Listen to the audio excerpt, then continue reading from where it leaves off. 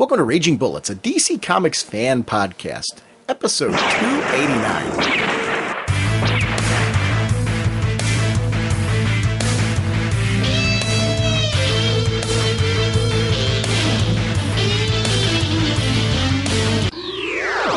Welcome to Raging Bullets. I'm Sean Whalen, drnorge on the comic forums, and I'm joined as always by my co-host Jim Doe, a deer, a female deer, so says the sensei of the whatnot Segulin, or the Duke of, we have a lot of hunting chat this episode. Yes, we did. On this episode, we're going to be talking about Batman Inc. Leviathan Strikes, which was a very meaty issue.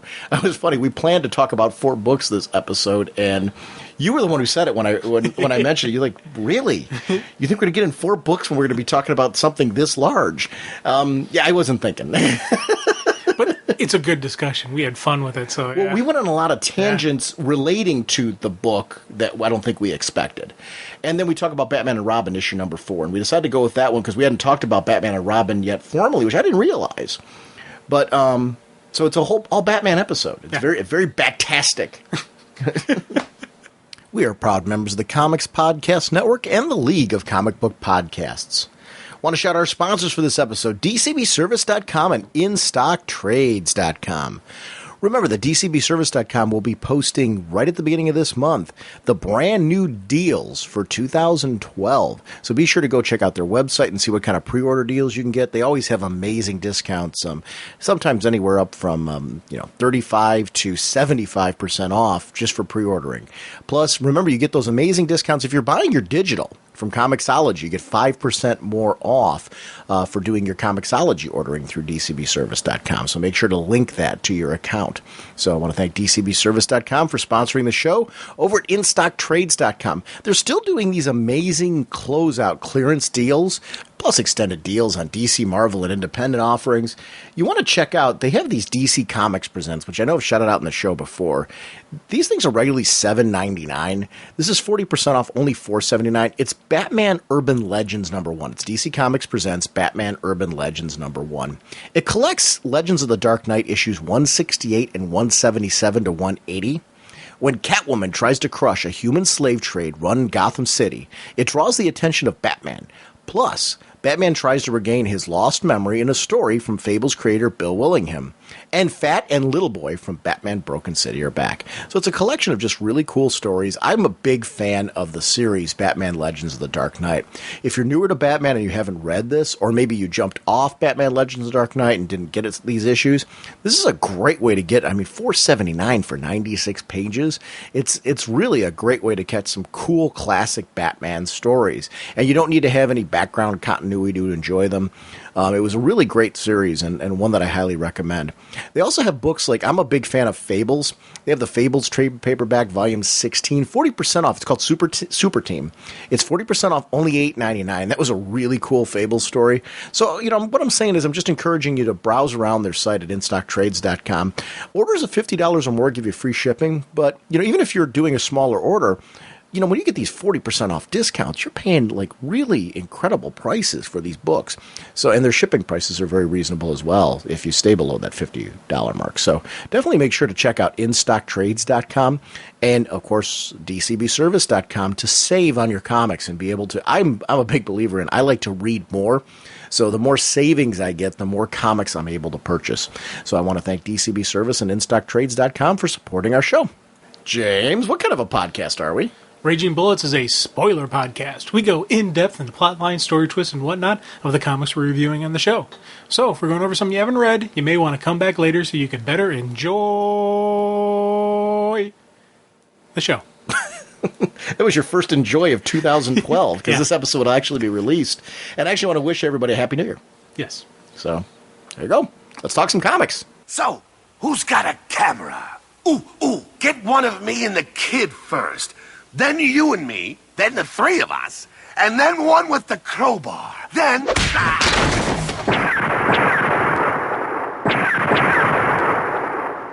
Jim, it's the holiday season, and this is the first chance you and I have had to do this in person for over the holiday season. So we were exchanging holiday gifts. You were kind enough to send my wife and I that package that you always send every year of the Omaha steaks, which we're still enjoying, which have been absolutely terrific. I appreciate it. You sent a really nice assortment of that. But you also gave me my birthday present early, and I gave you your Christmas presents early. So we figured we'd share gifts on the show real quick. So...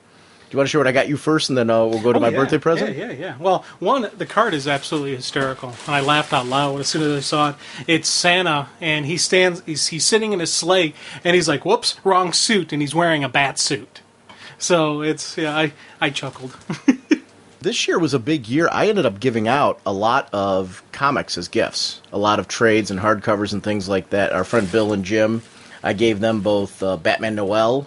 I gave my friend Bill also that 12-issue Black Mirror story by well, figuring, because I know he doesn't read comics regularly, but there's a lot of things now that are traded and hardcovered, and I know he's a Batman fan, but he's become more of a casual one. He likes the films. He'll read trades and hardcovers and things. He genuinely reads everything that I give him, but he won't go out and buy them himself. So they're great gifts, and I do encourage people to do that.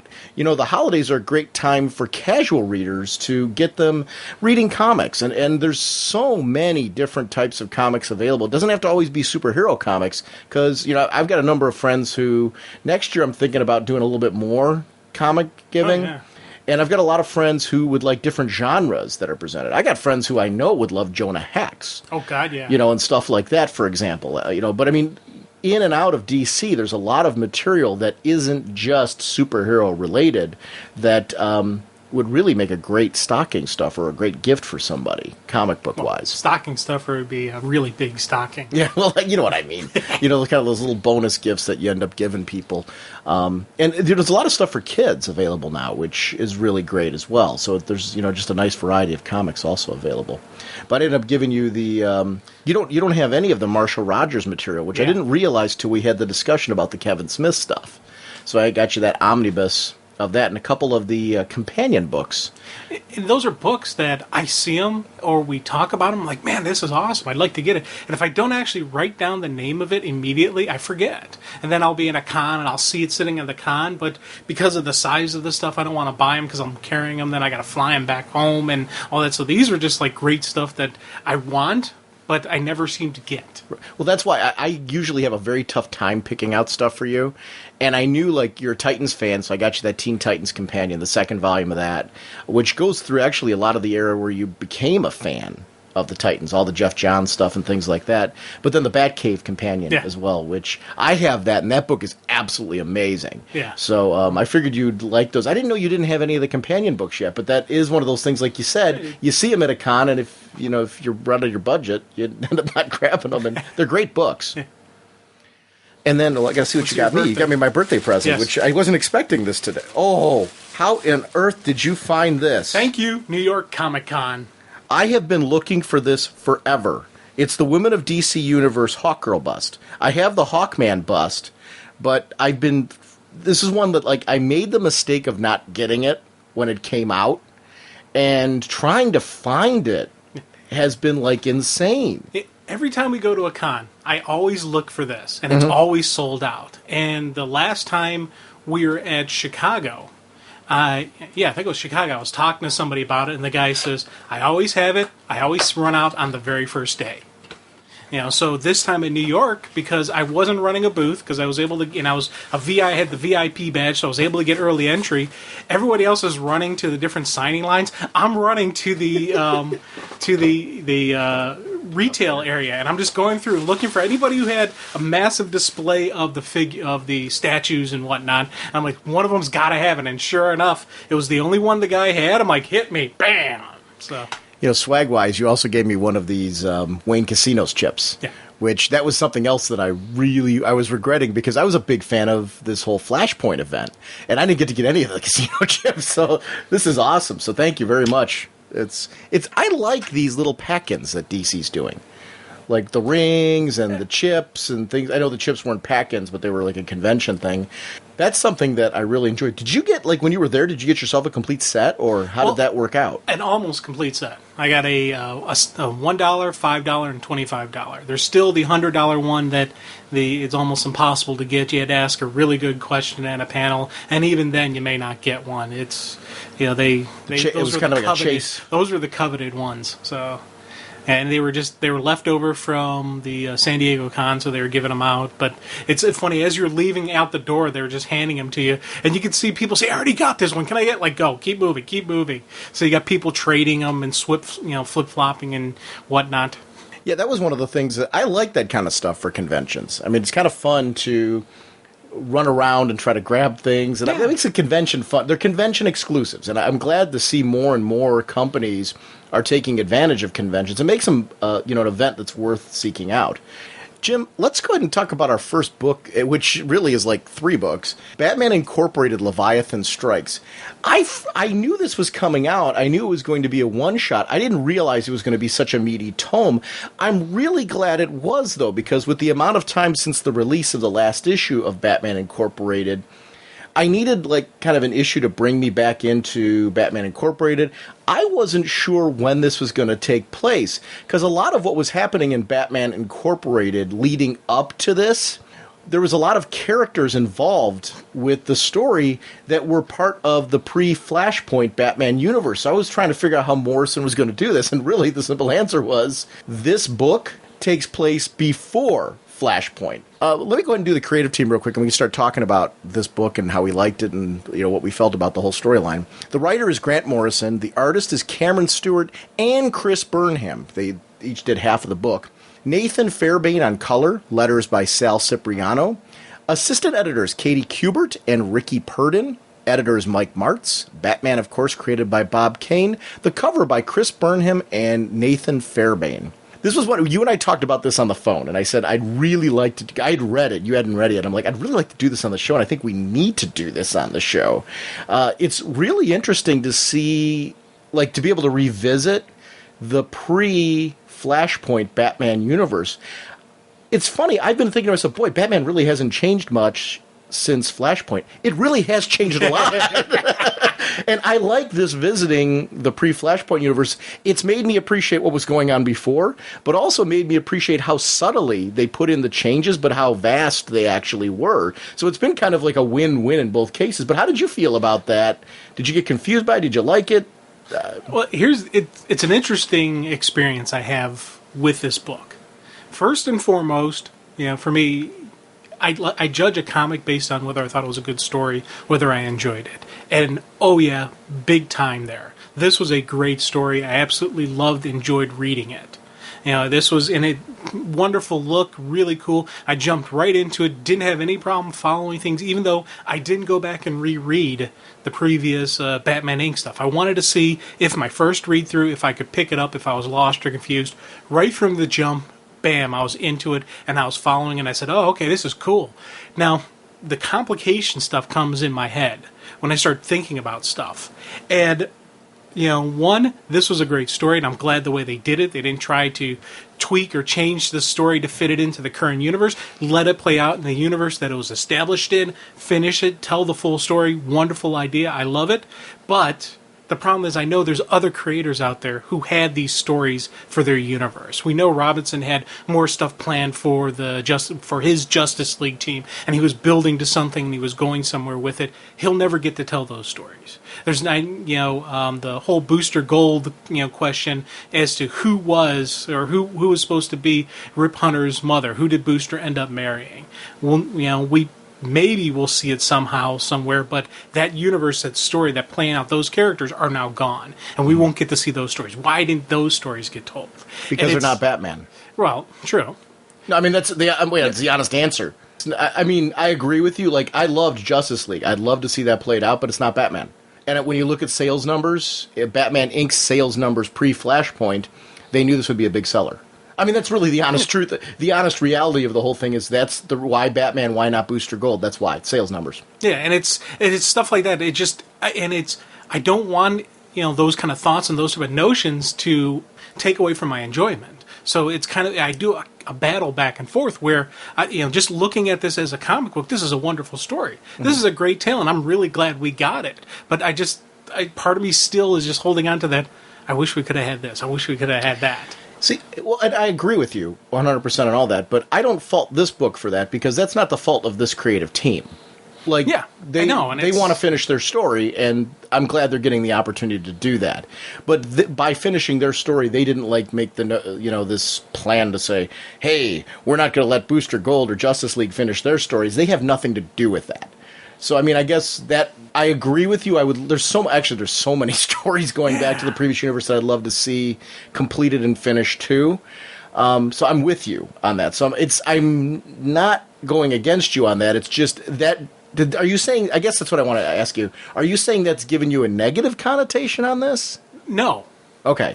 But I was confused by that. It doesn't take away anything from that. That's why I wanted to open up saying that this is a great story, and you're going to hear some gushing when we start talking about it. But there is just that lingering, why not these other things? It's not taking away from this, but I can't talk about this and not mention that, because that was the first thought that was one of the first thoughts that popped in my head when I started reading this, especially when I started seeing how cool it was. I started thinking, man, what about the Justice League? That would be, because that's the Justice League, I think, is probably the one that's really, cutting into me, because that team is completely gone. The setup for that team is completely gone. Right. Everything that what Roy would have gone through with, only having one arm, would he have been able to come back? Would he have been able to, would we get the Red Arrow that we always, that we had before? Will he stay down the dark path? It was just so many different stories that I'm like, what about this? What about that? You're going beyond Justice League then. You're going into Titans and all that stuff then. It's stuff like that. It kept just, it just kept spinning out of, and it basically was because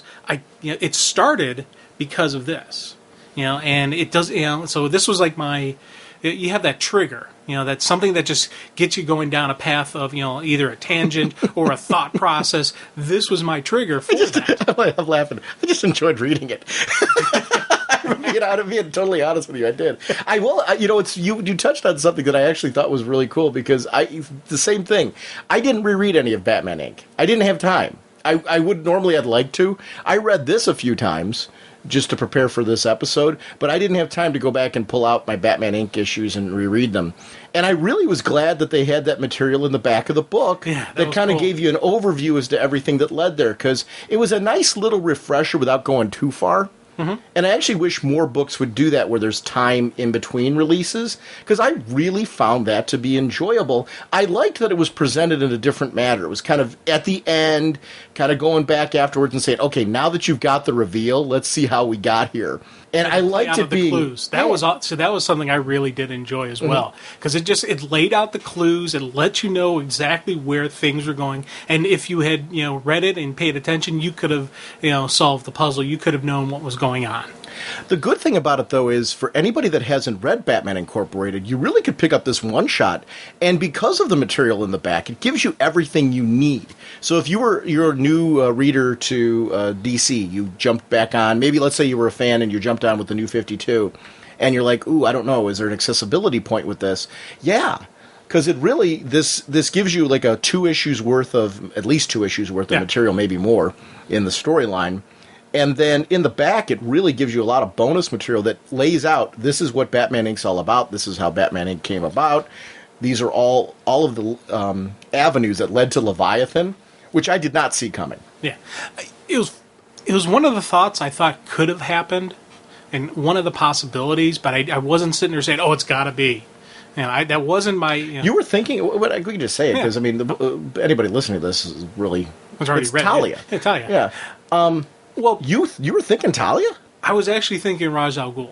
So, and I was thinking, he could have been, Leviathan. He could have been the whole thing, and this could be, again, because my thought process was Batman always turned his back on Raj and not continued on, on. And now Batman's doing the exact, he's doing the good version of what Raj al Ghul wanted. So I was thinking this could be a jealousy thing. This could be, oh, you want to spite me? Fine, I'll take you down.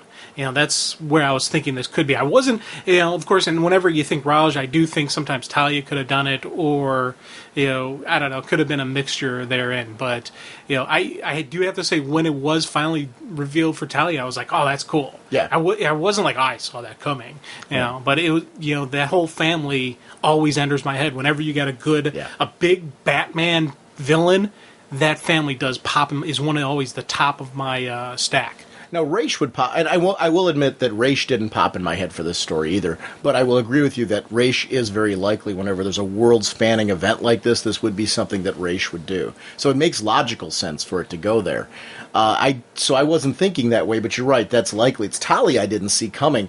I was honestly thinking that the original Batwoman was not a throwaway. I was thinking, is there any way they're going to try and bring her back? Especially when you got at the beginning of the issue. You've got the kids at this St. Hadrian's, and everyone behind them is wearing like what looks like a variation on the classic Batwoman costume with this like skull face going on. I'm like, are they really? And I think that was done on purpose to like kind of lead us in the direction that it might be the original Batwoman, but it got me for sure. I really liked the setup. I guess I had no idea that Stephanie Brown was going to be in the kickoff of the issue.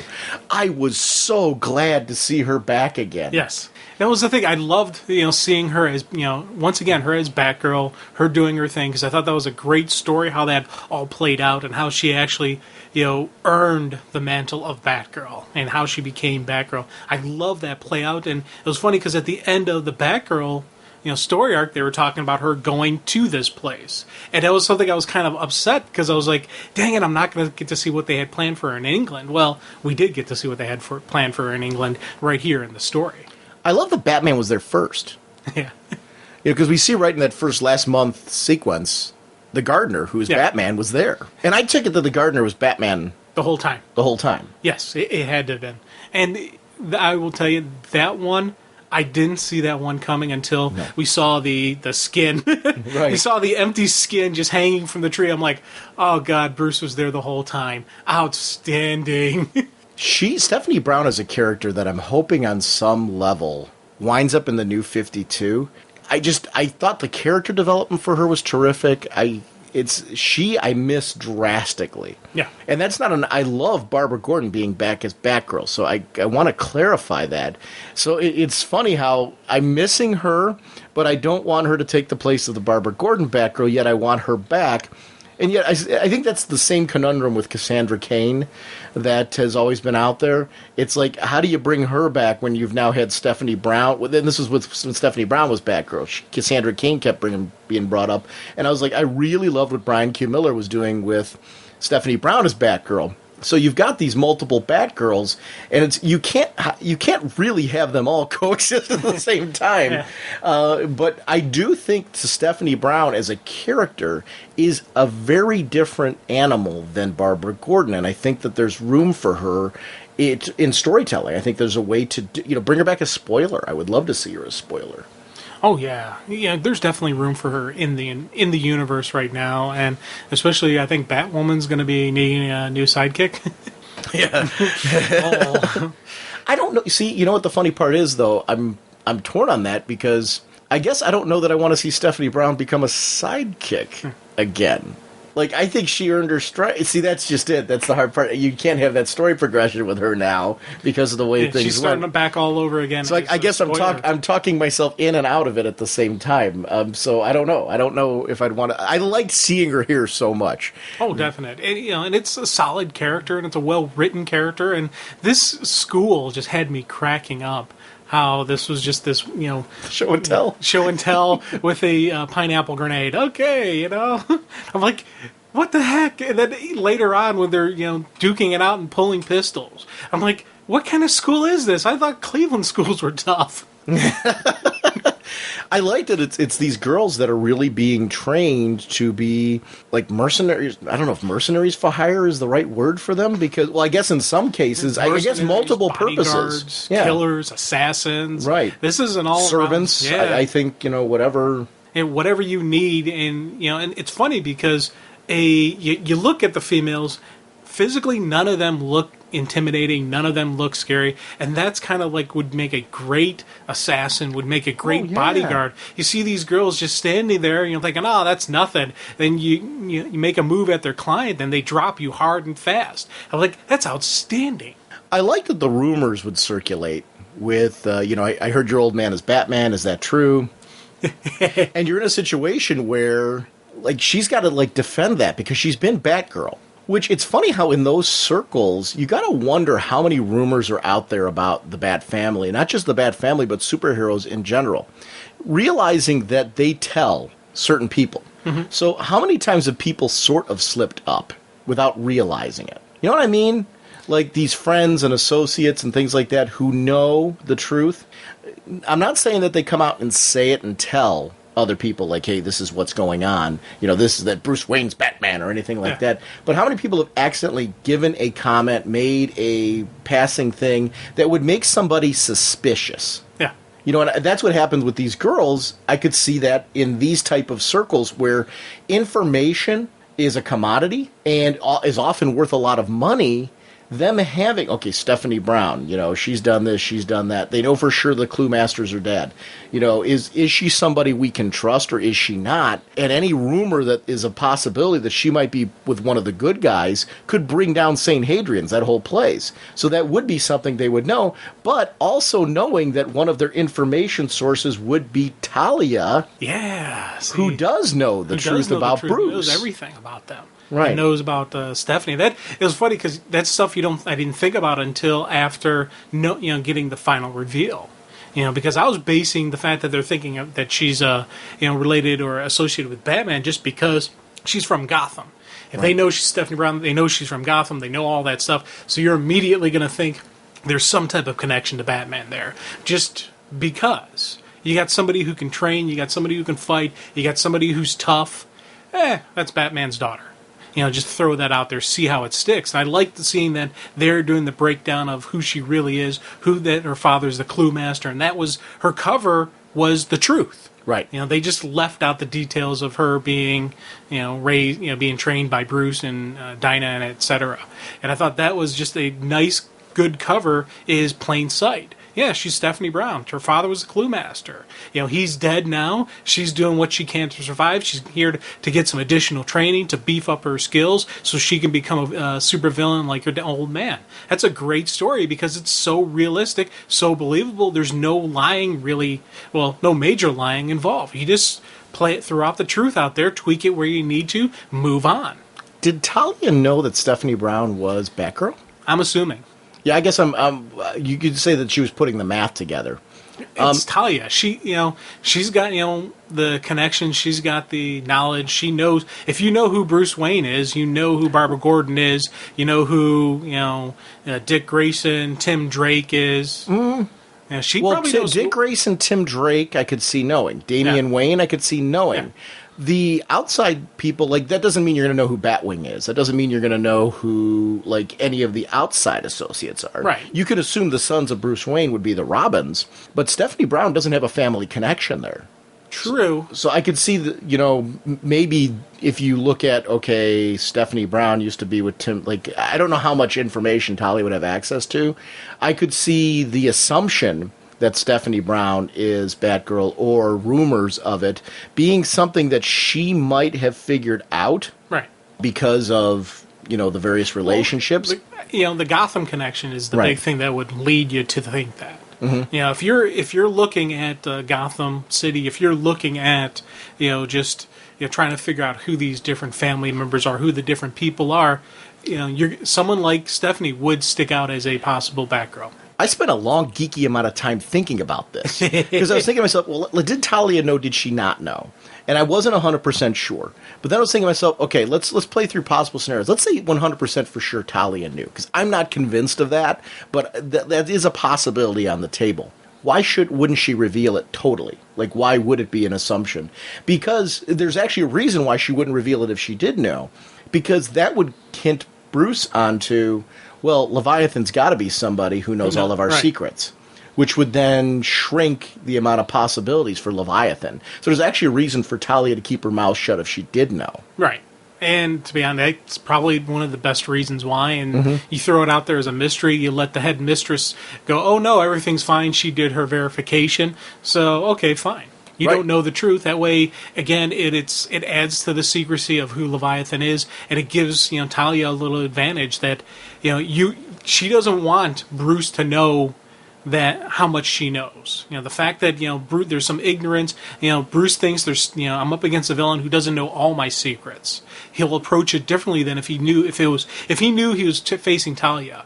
And I believe he really was surprised by this, by the look on his face once he puts everything together. You see shock and surprise in Bruce's face. So by keeping him in the dark, off kilter, he's not going to approach it differently. He's not going to be completely ready to face the family.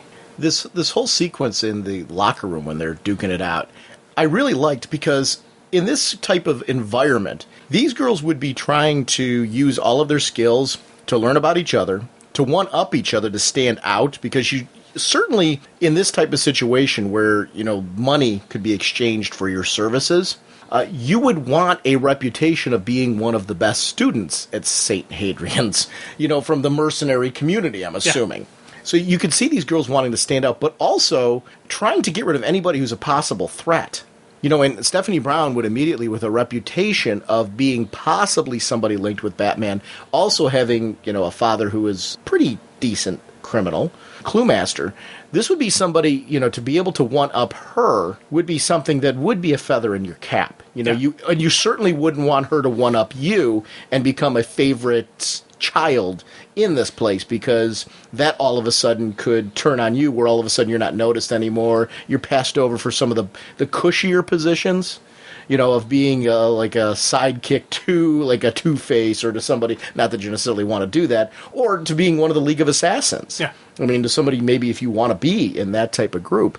So I really liked the whole play out of this situation. Oh. And when you see the one girl come in the red outfit, you clearly see this hierarchy. Some people are students. Some people are like part of the graduating class.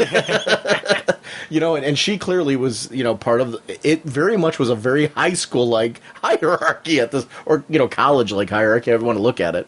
I was thinking more like a prison hierarchy, where you want to be the biggest and the baddest on the yard. Mm-hmm. You don't want to be the punk. You don't want to be the one who is playing to who's under control, who's under the wings, who's being pushed down. You don't want to be seen as weak. You need to be seen as strong. You need to be seen as tough. And I think that is, for me, was a big play out and a good, showing of, it just within that locker room scene. They're all in things. They got their guns out. She doesn't even bat an eye. She doesn't even hesitate. She's like, girls with guns don't scare me. Bam, bam, takes the one down. And then she gets her, kind of a little bit humbled and handed to her by the other one, but still, she still held her own. She stood tall, and it was a good move for her, to get into the inner circle. I love seeing when the two of them were going to be called in for their interview, the assassins on the wall. Yeah. The ones that had a big name or things like that, because that would be a reputation piece you'd want to have in that place. So that was something that I really enjoyed. The girl with the scorpion thing, was she in Batman Inc., or she appeared in one of the stories? Yeah. Previously written. I mean, I was glad to see. I was like, oh wow. Like you, I didn't go back and reread. I just really enjoyed this for what it was. Found it very accessible. But I was seeing a lot of imagery where I'm like, oh, I remember this. I remember seeing this from before. Ooh, that's cool how they put those little Easter eggs and tidbits in there. I like that kind of stuff. It really just kind of brought me back into the whole Batman Inc. world. She was in the Gaucho issue. Okay, which then gives a link to Leviathan. Yeah.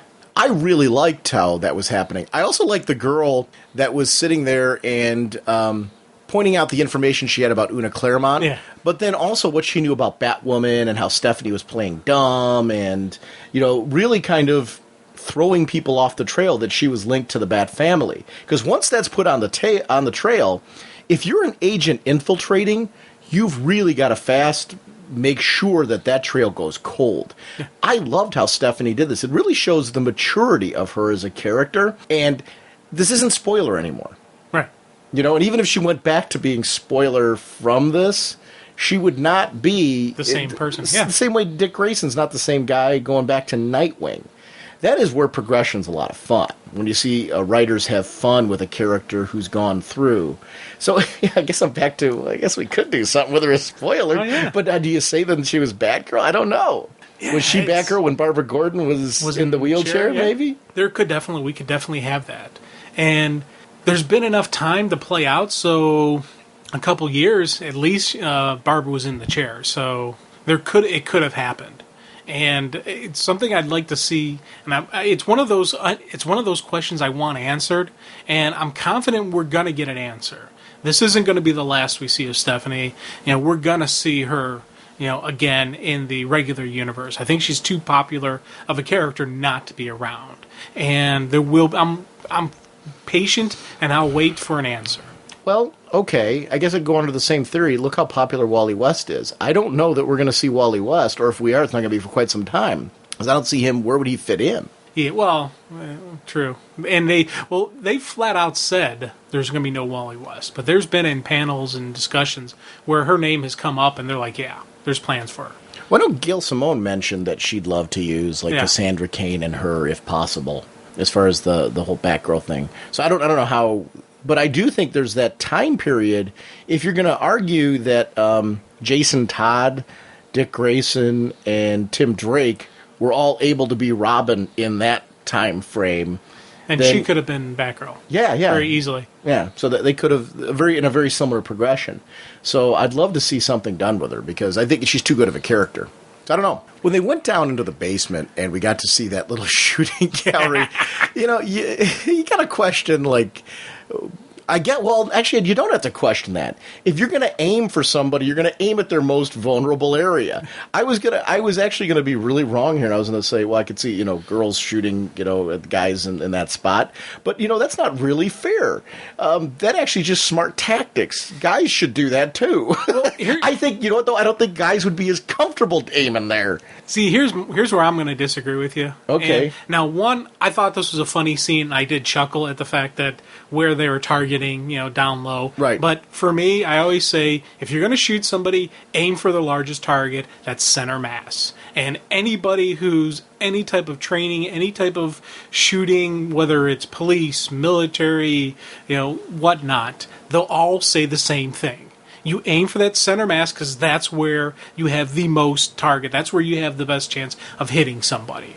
The headshots are cool and they're neat to show. And look how good he is. He hit him in the head. Well, in the real world, when you see your targets, you line up on center mass and you keep squeezing until it goes down. Then once it goes down, you put a couple more into them.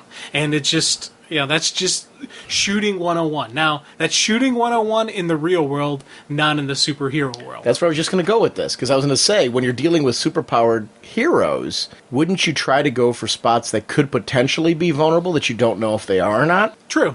And that is, as I said, it's in the real world, this is how you shoot. And that's how I always think when I shoot. And it's why I always laugh. Well, I laugh and I get angry at people sometimes when they're talking about with cops saying, oh, they should have shot the guy in the leg or shot him in the arm to knock the gun out of his hand. My first reaction always is, how small an arm or a leg is? How easy it is to miss? You aim for the largest target. You aim for the chest. You aim for center mass. You drop the bad guy. And it's always been my mindset. And I always think that whenever I'm reading or seeing something. But even as I say that, this was still a funny sequence where they were shooting. Well, here's the fun. Let me go back to this, my statement that I'm not trying to be sexist with this. It's kind of a true fact, though. Do you, like me, have issues going down low when it comes to kicking, punching, that kind of stuff? Isn't that like a guy thing? Like in a gentleman's thing, you don't do that? If I was fighting you, yes, I would have an issue going down low. If we were sparring, goofing around, I wouldn't do that to you. But if I was in an actual street fight, I would have absolutely no problem hitting, punching, kicking that area if I needed to.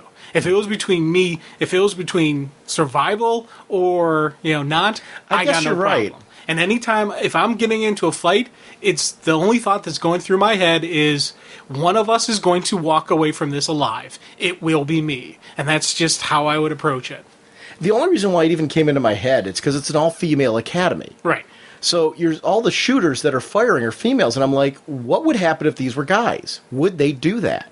No, they would go for headshots because guys have that ego of, look what I did. I shot him in the head. Yeah, cool. Headshot. Cool. That's what I mean. It's just how we're kind of wired. And, like whenever you see video games, there's always bonuses on the headshot because everyone wants to say, see, I got the headshot. And the headshot is a considerably smaller target. It's harder to hit, especially because if someone's moving, their head's constantly bobbing back and forth. They're looking around. So there is definite role reversals and, primary targeting for each of the genders. Now, I will say this. Female gamers who play shooters have incredible headshot scores. So I don't know. But that might be because there isn't the crotch shot. I don't know. You don't get a bonus for it. No, you don't. Maybe if you did, I don't know. That's funny. Although, you know what? I do think some guy gamers would be doing this. Look at my crotch shot score. I don't know. Would you brag about that? I don't know. I personally wouldn't. Yeah, I don't know if I would either. That's funny. It was funny how that entered into my head, though, because of the whole thing.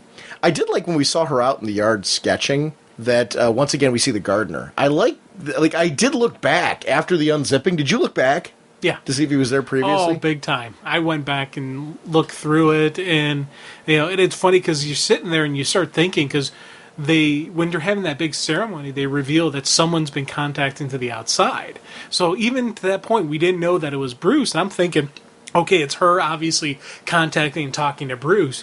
It may not have been her intercepting. It may have been Bruce's messages that got intercepted. Now, this is Odette Makarov. One of the things that I really liked about her was this whole thing where she realized that Stephanie Brown has the potential to be the next chosen one of the Academy. It's clear that she's part of the upper hierarchy, too. But basically saying, okay, if you're going to be the next chosen one, I want to make sure that I'm not lost in the shuffle. So us being friends could be mutually beneficial. Because I didn't, her little comments about how it would be better for Stephanie to be friends with her, I think she was also saying, hey, better for me to be friends with you, too. But she's not going to come out and say that because she's got to keep her status, her stature up there. Yeah, she's upper echelon. She wants to stay there, and it's definitely it was something that second and third read throughs, just seeing the politics of the Academy, just seeing it all laid out was a really cool was kind of a really cool exploration. I really like the Stephanie Brown Batgirl outfit. Yes, that's not to say that I don't like the Barbara Gordon one. One of the things I really like about the Stephanie Brown was it's uniquely Stephanie Brown. Yeah. It's her outfit, it's a signature outfit, the same way that the Cassandra Cain one was hers, and the Barbara Gordon one is. I like that we've got three different characters. They all harken back to the Barbara Gordon. And I don't know that they really harken back to the Betty Kane one as much. But they do harken back to the Barbara Gordon, which is probably one of the most popular and iconic Batgirl outfits of all time. And I really like, though, that it just got a unique... That was funny how that outfit grew on me as time went on, like a great deal. Well, and it threw me that she would dress up in costume mid-story. And that was something I was like, because when I first saw this, we go from this scene where then that night she's back in the costume. Now, I liked the look of it. I thought it was cool seeing her, kind of slinking out there. But then, again, this is something I thought of off-page. What if she got caught? What if if she was in her regular clothing, that would be it. It'd be over. If she got caught in the Batgirl costume, she could always do the flip-flop switch around and possibly protect the secret identity, protect her cover. Well, also, if you look at the clothing-wise, though, what are you going to sneak around better in, the Batgirl outfit or this white schoolgirl outfit? It's really her working clothes has all the gadgets and things like that, so that worked out too. Because I was thinking the same thing. I'm like, would it make sense to do this? And you kind of need to. Yeah, you need to make sure you need to keep the just in case mindset, and you need to keep it separated, as well as probably just the functionality of the working clothes would be better suited than the schoolgirl outfit. Now, on that playground sequence where they're doing like the football game. Well, I'd say more of just a fight arena. Well, yeah, that's exactly what it was. But yeah, because they're dressed up. I guess I saw the soccer thing up there. I'm like, okay, were they getting ready to play a soccer game, or was it just all going to be fight? Do you think that's to keep the illusion for outside sources that this is a real school? Yeah, you need to have a soccer field, well, football field. You need to have what would appear to be a normal, school yard type of activities. So you have that field, but then you use the center of the field for, the combat training. And I thought that was a cool way, well, one, a cool usage of the field, but also a cool exercise because this is one on multiple targets. And it looked to me like it was just like, the kind of, it wasn't just about fighting, it was about getting the person out of the ring. If you get the person out of the circle, they're probably eliminated. And it's, last person standing. It's kind of a sumo style where if you get them out of the area, you win. But it's, obviously not just sumo because, they're using different techniques, different styles, multiple fighting on one. But it was a cool exercise. Now, when they finally are brought up to the tower and, that, I guess, hazing kind of thing where they get, the nooses put around their head and all that, and they're put in this situation where Son of Pig's there, who I actually looked it up. Yeah. Because I was trying to see, did he have a first appearance, which he did. He was chased down by Batwoman out of costume earlier on in it. And I guess it was revealed that he's saying he's the son of Professor Pig. Yeah. Now, whether or not that's true or not, we'll see, as time goes on. But it was great to see... Because I thought Professor Pig was one of the creepier creations of Grand Wars. Yes. So I was glad to see Son of Pig here and to see him brought into this cult like St. Hadrian's where they're being given these wafers that, obviously they look like hosts and things like that, but obviously they're going to play with their heads. And this is really St. Hadrian's way of ensuring that their agents are loyal. Yeah, it's mind control wafers. It's the psychotic, psycho drugs that they're going to use for just to turn them into suicide bombing and whatnot. It was, again, it was a creepy little ceremony. It was a good usage of what you have going on there. I like this. This was a great, just kind of capstone to where this was all going, where this was coming from. Now, I guess that's the question. Were they being groomed then to become dressed up like, Batwoman with the little skull thing on them? Is that what they're being groomed for? Yeah, that's the elite circle.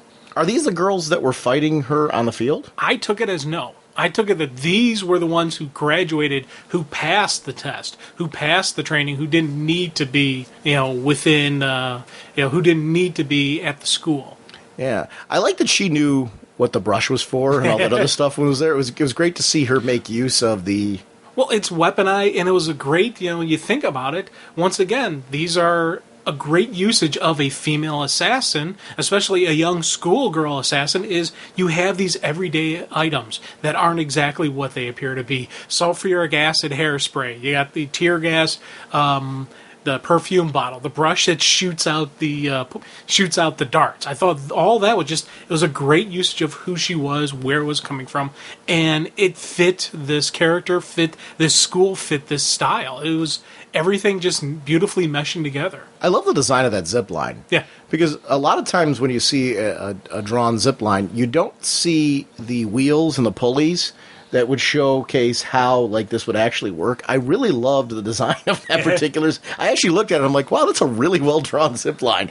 Yeah. I like when the gadgets you see some form of, even though it's like, okay, where's all the rope at that could possibly function for this thing?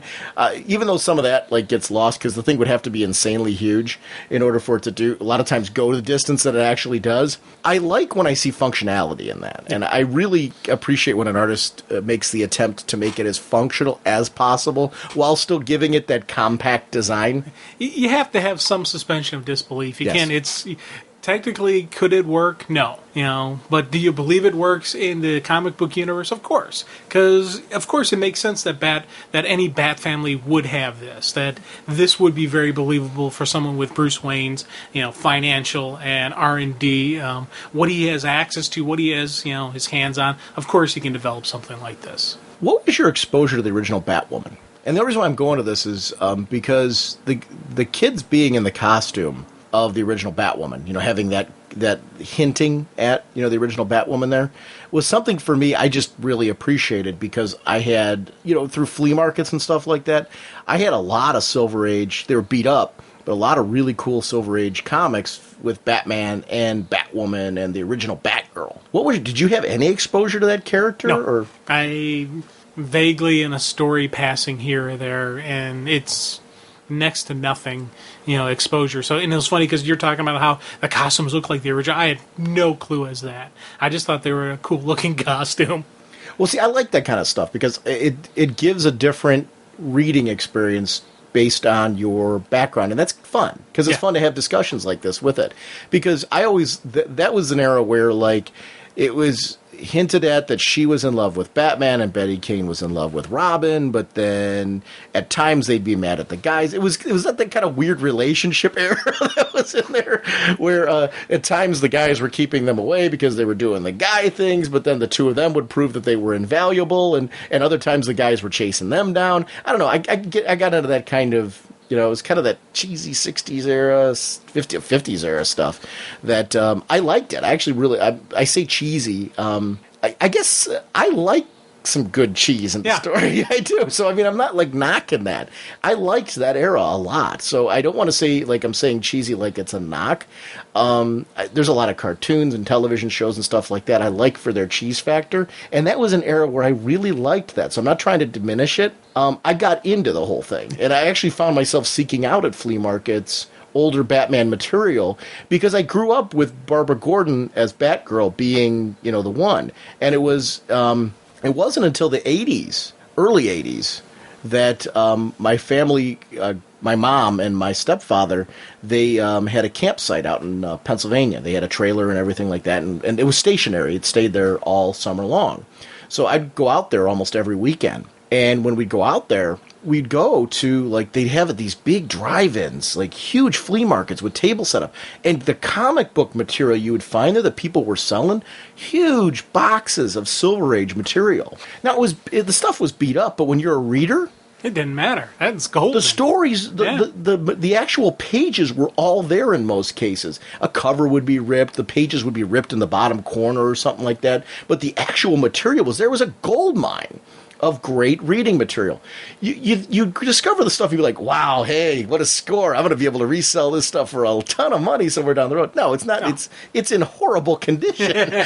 but for a reader, it was terrific. And it was material like that. That's why I've got an affinity and a love for this character. But it really wasn't until the early 80s that I was even exposed to this character that was introduced in the, I believe it was 50s and 60s. The Betty Kane and 50, probably 50s. But it was great to be able to grab all that Superman. There was a lot of the Superman, the old Superman stuff from that era that I got to read and really like.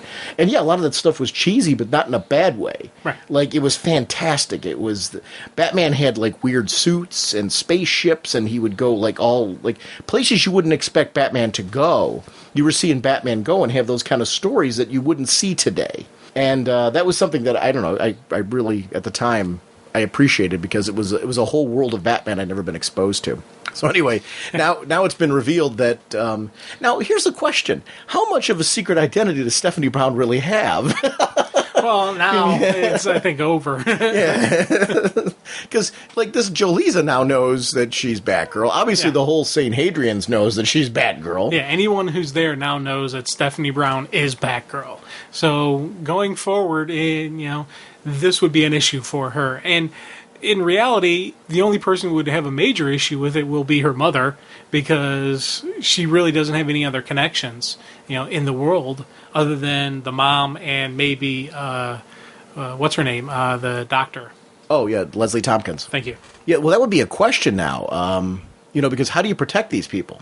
New identity. Yeah. Come on, Bruce can do it very easily without, thinking twice about it. Now the question is, would the mom go along with it? How would the mom react? That's because in the Stephanie's series going on, she was keeping the secret from the mom and just dealing with the mom thinking she's just a regular college student, and there was that whole mix up there and just everything she was dealing with. Now, if they had to flat out tell her, hey, guess what? All those times you thought I was really just studying or doing a college-age kid thing, I wasn't. I was really being Batgirl. That would be the conversation that I would like to see. And actually, part of me would wish that maybe the mom would have a clue or have an idea or an understanding or a suspicion of it, that she was doing something other than what she was actually saying. So, again, these are all thoughts that, what if, what about this would be cool to see, that, And would Talia go there? I don't know. I wouldn't be able to risk it. You can't risk. Well, I'm not even worried about Talia. Just the other, just anybody, any of these Son of Pig, because Son of Pig, right. any of these females who've been highly trained how to kill, Right. who have a grudge to pick. They now have a target. Stephanie Brown. Rule number 1, whenever you have a target, find out everything you can about your target. Well, guess what? Stephanie Brown has a mom who's a nurse at this hospital in Gotham. Done. There's your target. That's, that quickly, and, especially with kids, with the training they have, and probably the resources they would have, if they don't get picked up 100% by Batman and the authorities, etc., they're going after Batgirl. We keep referring to that one lady as the headmistress. She's not the headmistress. She's the deputy headmistress. Right. Leviathan's the headmistress of this place, which we don't see Leviathan in that role, which I thought was interesting. So I guess then Talia's been to St. Hadrian's. Probably. You'd think she'd probably have to be just to make sure everything's going smoothly. But once the Bat family gets there, she can't be around them because they'll recognize her. Even if she were to go with a disguise, she'd have to know that Bruce and Stephanie would be able to figure her out. What's really funny? I remember that Bruce's new suit when he became Batman. I'm like, I like the Dick Grayson suit a little better. It's funny seeing it in this. I'm like, boy, that suit really grew on me. Yeah. That is a cool looking suit. I do like the differences between the two of them, and I like it. Now, when we see Stephanie fighting, there's this sequence, and it's really important. I like this one, and I got to do this line because I suppose I had to give Jaleesa the benefit of the doubt, even though I already knew. These girls were trained by some of the most dangerous men and women in the world. Me? I was trained by the actual most dangerous men and women in the world, and I didn't come here to learn. I came to teach. The smirk, that was just a really powerful moment, because the reveal that Bruce was the gardener and that, Batman's here and he's fighting with her. But to see her now, she has to take down. It's the gloves are off. I no longer have to hold back and pretend I'm the Clue Master's daughter. I'm Batgirl. Yeah. And I'm going to show you what it's like. I really appreciated that Grant Morrison and the art team really just gave her some really shining moments here. Because if this story winds up being the epilogue to Stephanie Brown, I'm talking about the whole Batman Inc. thing, or maybe even this issue, and maybe she won't be as spotlighted as Batman Inc. goes on. Who knows how this is going to wind up. But for her to have these moments, I think it's really terrific. It's kind of a coup de grace to the pre-Flashpoint universe for this character. When you were talking earlier with it, and I wasn't knocking you earlier with it, I didn't have that experience with Justice League where I was making those connections, but I would have I was glad that James Robinson had that chance to do that issue where he kind of showed us where he was going to go with Justice League and gave us kind of a epilogue, so to speak. So I would love this to be an epilogue for characters from the Batman universe that maybe won't make it to the new 52. And obviously if Stephanie Brown makes it there, it's certainly not going to be with the kind of, and I don't know how much of the story they're going to be able to put in there. But whatever they do with her, if she does make it in, I'm really glad we got this. My guess would be if they're going to bring Stephanie Brown into the universe, it's going to be with one probably very little story, and they'll just let her develop and let her grow in the new universe. And again, on one hand, I'm like, okay, cool, but on the other hand, I do wonder, okay, who's going to be in charge of that? Who's going to be able to create her? Who's going to be doing this? Who's going to be the introduction and the growth of the character? Where is it going to happen, and how is it going to happen? So those are all thoughts that go through my head. So I am glad I do get this, because she's a great character. And the one line I really dig is right after that one where Batman leaves her alone, but she acknowledges, he wouldn't have left me here alone unless he knew I can take care of these girls. And I thought that was a cool, moment that she knows that Bruce trusts her. And Bruce actually completely trusts her, saying, hey, take care of this. I'm going after the headmistress. I'm going up there. You deal with this. And he's not doing it to throw her to the wolves. He's doing it because he knows, he has confidence and faith in who she is. I love that moment of, kind of growth and clarity and recognition that she so truly deserved. And growth in him to acknowledge that. Yeah. Because, this is a guy who, for the longest time, really put her on the back burner and forced her into the back burner and refused to acknowledge her worth. And realized later that some of that might have been a detriment to her, might have actually hurt her. and put her in some of the positions that she was in. I really liked seeing Batman admit his own mistakes and his own vulnerability there. I don't know, something I really enjoyed about that whole storyline. So I'm glad to kind of see this revisited. And like you, I wouldn't mind seeing at some point in time some other pre-Flashpoint stories being revisited. Because I don't know, does every character pre-Flashpoint need to be brought into the new DC? No. I think writers should have the opportunity to bring in the ones that they feel fit into their storylines. And I say that grudgingly because, the part of me is like, oh, but I would like to see all of them. Of course I would because I love these characters. But, there comes a point in time where you start shoving characters in, then you don't know what to do with them, and then they get lost. And that happened a lot. There were a lot of characters at conventions where people were saying, why isn't this character brought in? Why isn't that character brought in? Well, it's really the truth is that nobody has a story for them. And that there is something to that. To have a character brought in like this big spectacular moment, then to have them sit on a shelf after that is really pointless. So like Wally West is a great example. I'll use him as an example. I love Wally West. I'm a huge Wally West fan. He's actually my Flash. He's the one that brought me in. Now, I'm adoring what's going on with Barry Allen right now. But would I love to read more Wally and Linda story? And I'm not just Wally. I loved Linda, and I want to see what happened with the kids and stuff like that. Oh, yeah. I'm a big Wally fan. But if nobody's got a story long-term with them, we're going to have what happened to Wally happen, where all of a sudden the family's it's kind of assumed they've sort of retired somewhere. And where is that? And you mean to tell me that a guy with Flash powers is retired, but he wouldn't come in to help during these big, massive events? That just doesn't make sense, and it really diminishes the character if they're sitting on a shelf somewhere. So you're better off just saying, okay, we're going to, until somebody has a really long-term plan for this character, we're going to leave him on the shelf. And I think we're going to see that with like things like Green Arrow's son. He's too young to have that kind of son now. So I think Connor's gone now, and Connor's gone. And unless maybe he's out there and he's just a twinkle in someone's eye right now, because at Ollie's age, he couldn't be have an adult son. Well, at his age, he is Connor Hawk now. Yeah, he was the reason why they created Connor Hawk was because Ollie became so old. Let's make a new, young, vital Green Arrow, and that's where Connor Hawk came from. He was meant to be, what we're getting now in Green Arrow.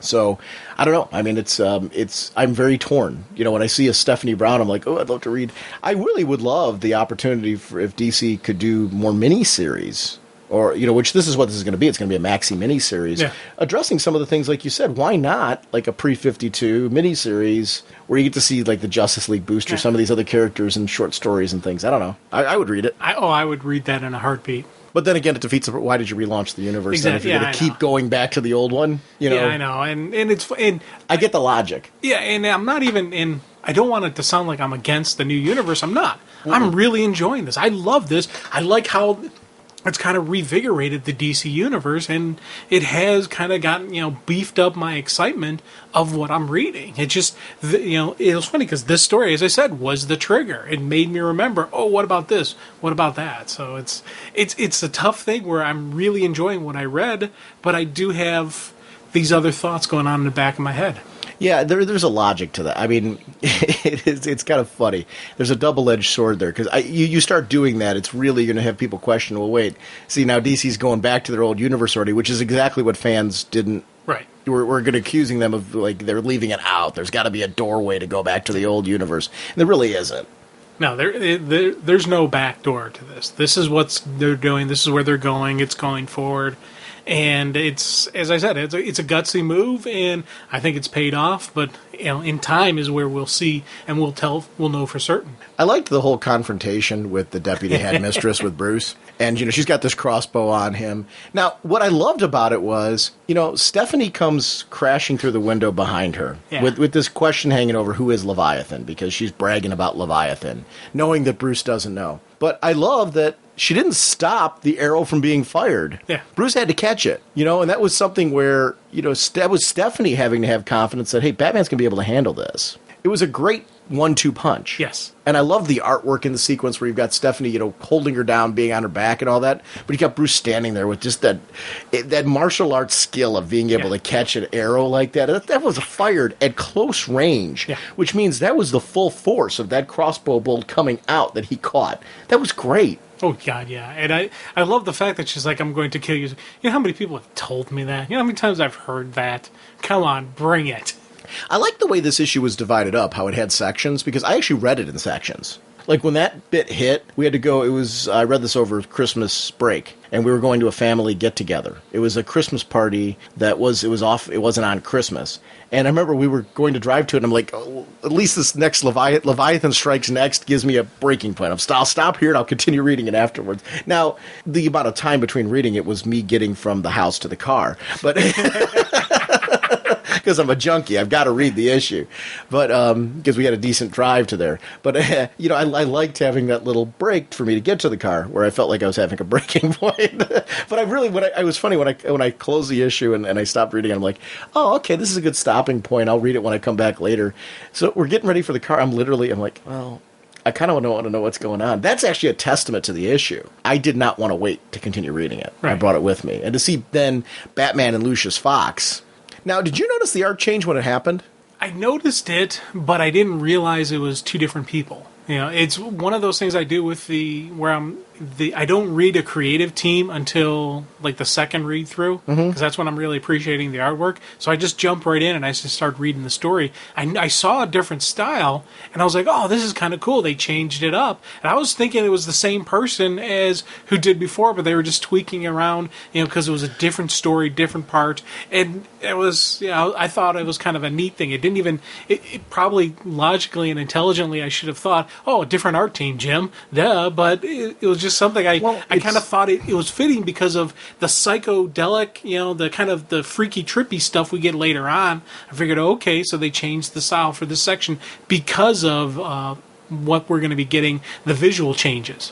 When it switches, it's only the penciler that switches. The colorist is the same, which was a good move, because the advantage of having the same colorist is you've got the same color schemes, tones, and all that being used all the way through. So the book does have a nice flow. And the art styles from both pencilers do blend. I mean, because it wasn't like, while I noticed the change, like you, I wasn't like jarred by it. Right. Like, I thought it was very complimentary. It told, the same story, which is really important. I thought both artists did a bang-up job, because this book looks really smart. I really enjoy it. Yeah, this was visually a very wonderful book, and it's when you compliment visual, you got to make sure. I am saying, pencil, inking, coloring, the full-on, the whole art schematic that we got, just so wonderfully blended and fit the story being told, that, again, as I said, I noticed the difference, but I didn't think anything crazy about it because of the situation he was in. I figured, okay, they're adjusting the art for the second half because of the stuff that's happening, because of the story. It's got to look a little different. And that, for me, was, I was like, oh, that's kind of cool. And it wasn't until the second read through that I actually sat down and read the art team that I realized, oh, wow, it's two different art teams. That's cool. Does it bother you that we get different Lucius Foxes? Because that doesn't bother. It doesn't bother me at all. I thought it was interesting because I've seen it brought up before in forums, where we'll every so often get the Morgan Freeman looking one. We'll get this guy. We'll get just different variations of them. I don't really care, and I don't know why. The only thing the only thing that gets me with Lucius Fox is, does he know or doesn't he know? That's the only thing I always want to know. Does this Lucius Fox know that he's Batman? Does he think that it's Batman Inc. and, Batman reports to him? What's his mindset? Where's his logic at? That's the only thing I always ask myself when I read a Lucius Fox story is, does he know? I kind of like the ambiguity. You just don't really know. I like that it would make sense that he probably does, but I also like that they kind of keep that off the table. Because I always liked when Morgan Freeman did that in Batman Begins. And, made the statement to Bruce saying, if you don't want me to know, that's fine. Because then I won't have to lie when they come and ask me questions later. I like that. Don't think I'm an idiot. Yeah. That's the Lucius Fox I really like. The one who actually knows, but it's never publicly admitted. They never acknowledge it's that he does know everything that's going on, but I'm not going to say I know. You're not going to say I am. That's this guy. Yeah. You know, and this is where it was so written. I'm like, this is how I see Lucius Fox. I see Bruce going to him, and he's a confidant. They're not having a Batman discussion. This is a confidant where he's sitting there saying, you know, you're making these bat robots. And I think that Batman Inc. has given him the opportunity to say, hey, you know, I've been bankrolling this, but I can see this Lucius going, I know who you are. I know the truth. But I'm not going to admit it because I don't want to be a part of that inner circle on that level. I always kind of liked that. It was kind of a neat thing. It is funny, though, and I guess when I say I don't know why it doesn't bother, I don't know. Like, I thought the artwork for him, I thought he was well drawn here. I really like this version of him. Yeah. But I've seen a lot of different versions. It's funny how in Batman, there's certain characters like Batman, including the main character of Batman, I'm fine with artists having their own interpretations of. Lucius Fox, I'm fine with, as long as there's an establishing piece, you let me know, okay, this is Lucius Fox, this is this artist's interpretation of the character. I'm cool with that. Now, and I'm completely agreeing with you, 100%. I'm okay with them doing their thing. Right. But my personal taste, if I had artistic skill and I could actually physically draw, I would make him look like Morgan Freeman. Because I still hear that voice anytime I read Lucius Fox's, anytime I read him in a story, anytime I read the words, it's Morgan Freeman's voice that I hear. Now, let me ask you a question. Is your main exposure to Lucius Fox from the film? Yes. Okay. That was my main exposure, and then going back through reading, oh, yeah, he's around. I remember that guy. You know, but it wasn't really I didn't really know about the character until the movies first started hitting. See, and it's funny for me because it's not. I think that's why I'm more of the mindset that I'm fine with different interpretations. A lot of times I don't feel like they have to be so attached to the film, so I don't think it needs to look like the film actor. Yet I like it when it does. I don't mind when an artist does that version of him. Just like I don't mind when I liked when Gary Frank did a Christopher Reeve looking Superman. Like I like that. But I don't feel that necessarily Superman needs to look like Christopher Reeve. Yeah. You know, whenever the artist does like I like the comic booky Superman too, if that makes sense. So yeah, the super muscular, the really, you know, buff and big, you know, Superman. Yeah, it's on one hand I do like that because it's Superman, dun da da, but I do lean towards the Christopher, you know, Reeve, just the guy who's there, who's athletic, who's fit, you know, who isn't massively bulky, you know, muscular, but is superhuman strong because he's an alien. I do like that style. Now, here's the funny thing. I love Christian Bale as Bruce Wayne. Yeah. I do not feel that Bruce Wayne needs to look like Christian Bale. Now, I think Christian Bale does when he's in the film, but I'm like sitting here going, wow. You know, and I think Christian Bale does a terrific job. So this isn't in any way. It's just matter of fact, Batman Begins. It's funny with all the hype around Dark Knight, which I really enjoyed. Batman Begins is still my favorite of those two movies. I really liked it because of the heavy Bruce Wayne development focus, which I'm a Bruce Wayne fan, so I really like Begins a little better. And that's not a knock on Dark Knight. I thought Dark Knight was tremendous as a follow-up, but Batman Begins to me is I can watch that over and over and over again. The training, I loved all the stuff with Ducard, who turned out to be Ra's al Ghul. I mean, I like that kind of stuff, but I don't at any point in time feel like I don't want to necessarily see the Batman Begins Batman costume become the comic costume. I don't want to see Christian Bale become the version of Batman that we see. I like the comic book look of Bruce Wayne that we get here, which I think is terrific. Where it's funny, I feel very different about Superman. I am a lot more comfortable with Superman looking like Christopher Reeve than I am Batman looking like Christian Bale. Do you have that kind of... Yeah, dude, I'm echoing, just nodding right along with you. I completely agree, and I don't know if it's because I had such... You know, there was so much more exposure to what Batman looks like, and so many different people who've actually worn the mantle, you know, in the various, you know, universes.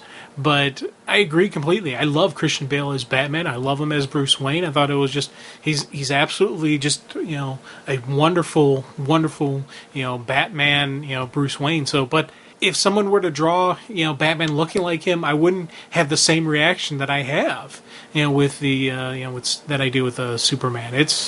I don't know. It's weird because I didn't really even think about, you know, Christian Bale, them drawing him to look like, you know, Batman. Now, am I the only one that forgot that this was the jewel that Catwoman stole? No, it wasn't until the ending thing where they brought you up to speed that we saw this. Because at first I was like, okay, what is this jewel? Where the heck did this come from? I thought it was just a neat Lucius Fox moment, Right. you know. I'm like, oh, okay, yeah, it's kind of cool, showing the Batman Inc., showing that, you know, what they're doing, what they know, what he knows, what he doesn't know, introduction of the robots. Oh, okay, that's what this is. And it didn't even dawn on me until the end of the series, end of the issue, where we see the flashback sequence. Like, oh, that's what that jewel was. Okay. Now, I will say that was one of the reasons why I did not need to go back and reread everything. Exactly. Like I'll go back and reread Batman Inc. because I want to, because I really enjoyed the whole series of Batman Inc. So that's not a knock on it. I really love the accessibility of this issue, though, because I didn't have to do that. Yeah. I want to go back and reread Batman Inc. and then read this, you know, and just have a massive a Batman Inc. reading session. Forget Batman Inc. I want to go back and reread Morrison's entire run when this is all done. Oh, God, yeah. Well, no, the reason why is because this was all one big story from the get-go. Yeah. You know, right from Damian's introduction straight on through, this was all one big story. So I would love to read the whole thing and R.I.P. and all that stuff all the way through and just see what it was like. I mean, I'm really a fan of how this was crafted. And and to answer your question from earlier, that's why this is being done this way, because of how popular the run was, how much it sold, probably how much the hardcover versions of it and the trade versions of it are also selling. I think, you know, DC's looking at this and saying, let's put, you know, let's cap this thing off. Give the fans what they want. Give, you know, this story arc, this series, this, you know, tale deserves to be bookended. It deserves to have the full story told. Let's let them do it. And that's why I never want anyone to think that I'm complaining that this is done, because this is a wonderful story. I really enjoyed reading it, but you know, it's, you know, so that, I understand why it's there, but I'm just like, I want more. Do you think this was, I don't know if delayed is the right word. Do you think there was that hiatus, or that, you know, that book ending of that, like, of the one point of the story and then coming back to this? Was that due to the New 52 and Action Comics? My guess is, and probably they didn't want to have, and you think about it, you didn't want to have this Leviathan coming out during the first couple issues of the New 52. You didn't want anybody to make the choice, do I go with the New 52 or do I go with Leviathan? No, it was a good move. You didn't want, you need to get people a chance to get into the New 52, get centered into a story and figure out where they're going to go with this. I think this was intentionally delayed till when it was, just because of that. Now, it looks like Batman Inc. then, because I guess I was under the assumption that Batman Inc. was being relaunched into the New 52. But Batman Inc.'s coming back as a miniseries then, right? Is that how you're reading this? That's how I read it, that, you know, it's coming back as a miniseries. It's coming back pre-New 52. It's going to finish up this story and then be done. Now, Batman Inc. is in the modern-day universe, and we're seeing it in the Batwing title. We're seeing it in Detective, and Batman and Robin. We're seeing the story playing out. There is no Batman Inc. title, though, in the New 52, and maybe that'll change, but I doubt it. I think this is going to be the ending of the Batman Inc. title. It'll just be an entity within the DCU. Yeah, which I like. I mean, I like the way that this is all playing out. Definitely. So the robots, I really like the Bat robot. I love the different poses of them, where you get to see them. It's through step by step, because these were different robots, right, leading to that kind of fist punch thing. Yeah, what a great way to show motion. Yeah. You know, you got to see each of the different robots doing that, which was kind of cool. Now, this Dr. Daedalus, is he alive or dead? I couldn't figure that out, because we saw him, didn't we? Was that a delusion of Batman, or was he really there? Because this is the dad of the original, or supposedly the dad of the original Batwoman. Because that was something that Morrison did change her origin to a certain extent, to make her this agent, and that she worked with El Gaucho and all that stuff. You know, and he was also an agent. And I took it. Because, I mean, that's a tough one, because on one hand, I'm like, yes, he's actually dead. That right there, it's the skull, it's the cobweb, the spider webs. He's dead as a doornail. And this is all recording. This is all just Bruce on a psychedelic trip and not able to, you know, think straight. And then I started thinking, okay, who else? Who is that entity that's in the room fighting? There is somebody else in that room. There is a villain present there. So they can't be a complete illusion. So who is that? I secretly want this world to be part of another universe, like to be in a different planet. Because I like seeing, like, Dick Grayson as Batman, Red Robin back again. Because we're both big fans of Tim Drake in this format. Bruce and Damian all fighting like this. I don't know. It was something.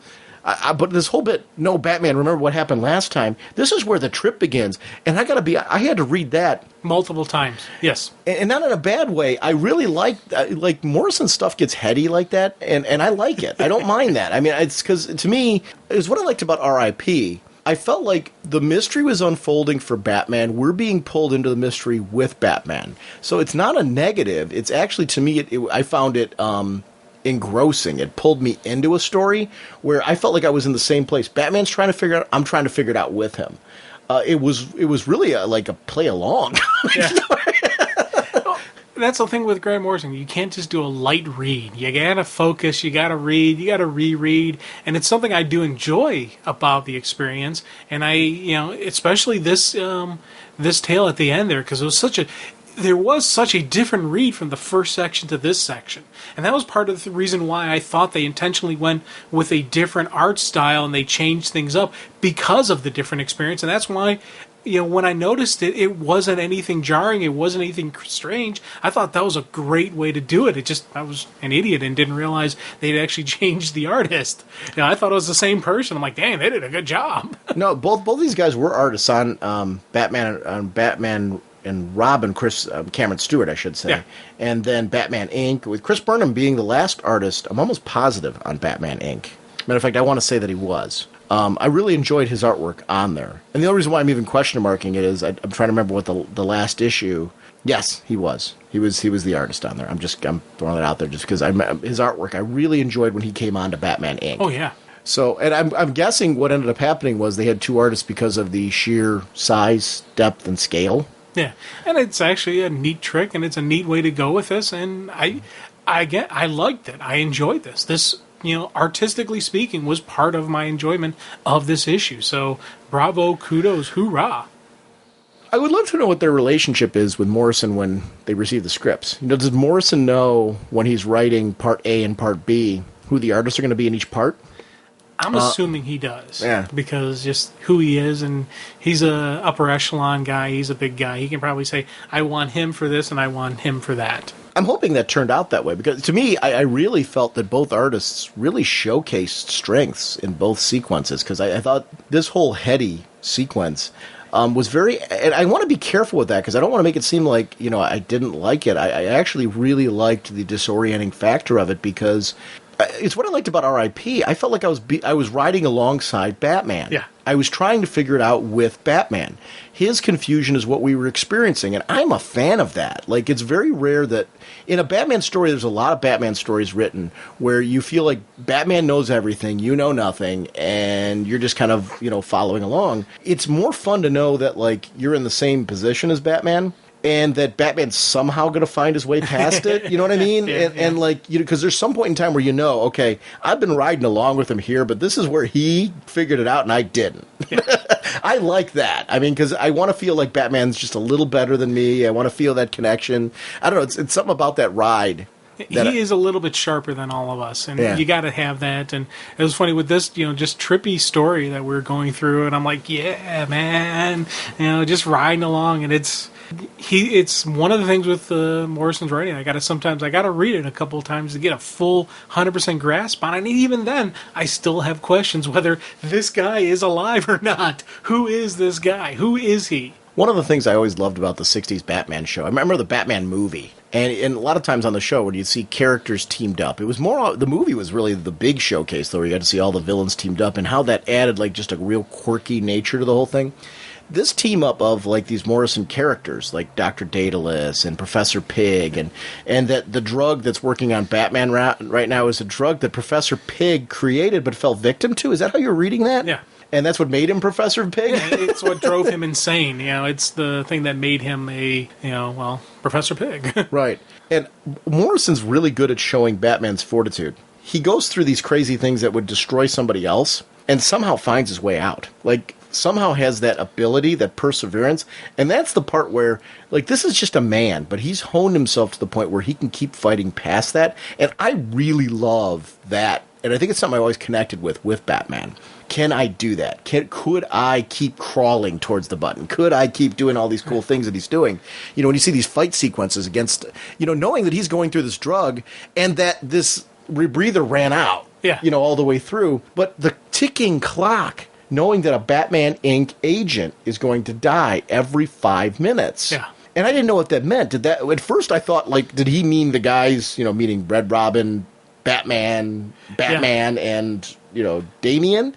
Or was he I didn't realize he was talking about I didn't know it was going to go to Batwing. Yeah, and that for me was something that was like, with that ticking clock, just the countdown, it adds to the stress, it adds to the excitement. And you always hear, oh yeah, someone's going to die. You're like, yeah, sure. We know the heroes don't die. Well, guess what? The heroes do die. And that for me was whoa, they're actually killing off people. And it made it one of the reasons why this had to occur pre-Flashpoint, because they kill off Batwing here. And they kill off a couple other of the characters that are going to be, that could be used in, the New 52. So you can't have this occurring in the New 52 because we don't want to change stuff. We don't want to lose a character that's pretty cool. And this Batwing character has a different, personality, has a different backstory than what we have in the New 52.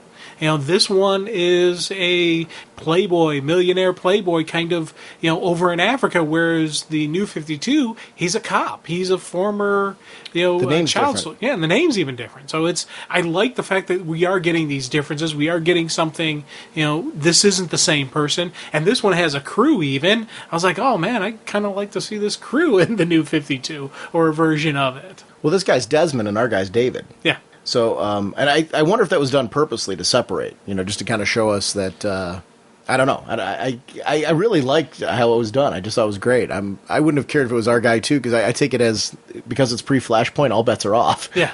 Which I really like, because I really like the Outsiders when they were brought into this. I'm like, well, the Outsiders could die. Anybody here, because it's pre-Flashpoint. Yeah. Anybody's up for grabs, because everybody's got a bullseye on their chest, and they can, and especially if this isn't going to go into the New 52, guess what? You can have fun with it. You can do whatever you want with this. They could technically kill off Bruce Wayne if they wanted to. I don't think they will, but they could. So it's neat to have that options. It's neat to see where the story could go. Now, was that the only one that, partially wanted to see Jezebel Jet come back on some level? No, I wanted to see her come back, but I kind of like how they... Oh, I like what they did. That's not a knock on what they did. She's not coming back after this one. Because that was a mystery that was unfolding in this and has been unfolding. Yeah. What happened? What was the final fate of Jezebel Jet? We know now. Yeah. But I like that, too. I like that we know. I mean, one way or another, I didn't... But there was part of me along the way, I'm like, is she going to be behind it? Is she going to be involved? She could have been a possible... She was another one of those thoughts, like she could have possibly been behind this, or she could have been working for the big bad. There was always a question as to who is, with when they started talking about this Leviathan, they started talking about the reason why Bruce has put together the, Batman Inc. There's this big bad he's going to face. She was one, I never really thought it would be her, but I kind of figured she was taking orders from the big bad. Now, were all these images that he's seeing in this sequence right here at 10:31, where he's seeing different images in there, was that him doing the same thing over and over again in different ways? I kind of took it as him having a trip. Because they keep saying, remember what happened last time, remember what happened last time. Well, does that mean that he's been doing some of the same things over and over again? Possibly. Because otherwise, why would there be a last time to talk about? Yeah. Well, so I guess I took it as, because they even say to Damian later, remember what happened last time. Well, that means that all of the guys have gone, that means that they've seen Batman go through the door more than once. Because, we see him leaving the door again here. Okay, yeah. So this is him looking at himself leaving the door again. Yeah. And doing it again. Over there, closed door, open door, him going out. You know what? It's him going through all the different colored doors trying to find the right door. What I think is going on is, remember how when they're in the arena and they got to pick which door to go through? Each one of those is him going through a different door, and when he goes into the room, he gets the psychedelic experience going on, but he is actually physically going into different rooms, beating up the bad guys in there, confronting who he thinks is going to be the Doctor, and it's not actually him. We'll talk about it when we get to it. Now, where is the Hood at in the records room? Because he wants the files pertaining to the Spiral Agency. So, where is he at? Did you have any idea where he was? Well, I thought he was Australia. Okay, but I mean, is that okay? Then that's where this is taking place. He's looking at these records in Australia. Yeah, that's what I assumed. Okay. I didn't know if he actually went somewhere else to get this information. Actually, that would make sense. He would be in Australia where he's picking up the info. Yeah, he's at his home country, and that's where the ship is, docked out of, and so he's the one who is able to get the info. Unfortunately for him, time runs out. And this is all connected to the headmistress, which would then be Leviathan again. Yeah. I wonder how many of the agents that work for her actually know her true identity. My guess is only a handful, if that many. Mm-hmm. Just because, Talia's going to play play their cards close to her chest. She's not going to let people know, because the more people who know the secret, the more people who can reveal the secret. I love how when it gets trippier, it gets more like the 60s show. Yeah. Blam, kapow, all those type of things when he's seeing that with Dr. Daedalus. And the jewels, again, being put up there as a way to kind of mess with his head. Well, once again, the pearls is just always a running theme and a running visual on Batman, and I like that. Now, this is the part where I'm talking about. I, singular, and Netz's web in German. Check this out. The lights and colors and noises are a distraction, the whole thing. This whole place is one huge mechanism, rotating drums, identical rooms, the labyrinth of... Okay, so the identical rooms then would be... He keeps going into room after room that's the same, like you're saying, which would be the trip that Bruce is going on. So the trick is finding which room Bruce is actually in. That's what Damian's trying to do there, right? Right. He's trying to find his dad. And does he actually figure it out because the red door's the one with the eye on top of it? Well, why wouldn't they have all seen that? Or is that because the room was rotating and it finally landed there? I don't know. Do you follow me? Yeah, I follow you completely. And I'm like, yeah. Because Damian finds his dad. Yeah, Damian finds him. Damian's the one who figures it out. Which I really love that sequence, because you see this moment where Batman's really on his last legs, and El Gaucho turns on him. Yeah. Well, it's actually double swerve. Yeah. Because El Gaucho turns on him and is about ready to give him poison, but it's actually the antidote to the drug that he's been dealing with all along. Now, but here's the thing. El Gaucho's actually there talking to somebody, so that is Dr. Daedalus, right? Yeah, he's got to be alive. He's got to be... There has to actually be a physical body there. So whose bones are those? Yeah, probably just somebody that he put in a costume a long time ago. I don't know, it's just crazy nuts. Now, the Outsiders bit was cool because I was a big fan of the Outsiders series, in multiple variations. But I was glad to see that the team was reflective of how things ended with them. I thought that was a nice attention to detail for those of us who wanted to see where they go. Like you were mentioning before, wanting to know more about the Justice League and Titans and stuff like that. Well, good. Show me where the Outsiders went from here. Now when the satellite explodes... Wait, but this guy right here, now, isn't he dead? Well, can he actually die? Well, that was the question in the series. Because they threw him out the building and his body wasn't there. So I think he's one of those guys that's hard to kill. Right. And we kind of see right here, we prove it that he is hard to kill. He's still alive. And not only is he still alive, he blows up the satellite. With the Outsiders, right? Yeah, in it. And so they got to be dead. Unless, then I started thinking, Metamorpho could do his whole where he creates a vacuum of oxygen and a bubble of oxygen in there and keeps recreating it, but he can only do that a limited time because we saw that in the series where he did that one of the times when they're in outer space. So if there's not a place for them to go to, he's eventually going to run out of steam. Well, here's my question though. I wonder if they aren't really dead. Well, here's my thinking on that. With the fact that the New 52 has begun, and you're saying this is in the pre-Flashpoint universe, you can really add a sense of just how big this threat is, and how much the game has changed here with Talia versus Bruce. This is a Talia who, I'll jump to it. She put a bounty on her son's head. On Damian's head. It's only $500,000. Yeah. No, billion. $500 million, yeah. Yeah. So, she put a $500 million bounty on her son's head, all for the purpose of keeping them close together. But I think, it's her final end game of saying, hey, you took my son away from me. You took everything, my chance at this kind of...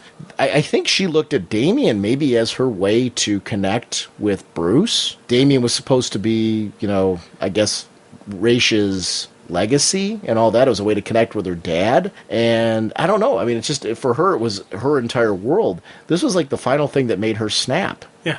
Well, and it's, I kind of laugh because when I saw the bounty and all that, I'm thinking, okay, who's going to try to turn it in first? Dick or Tim?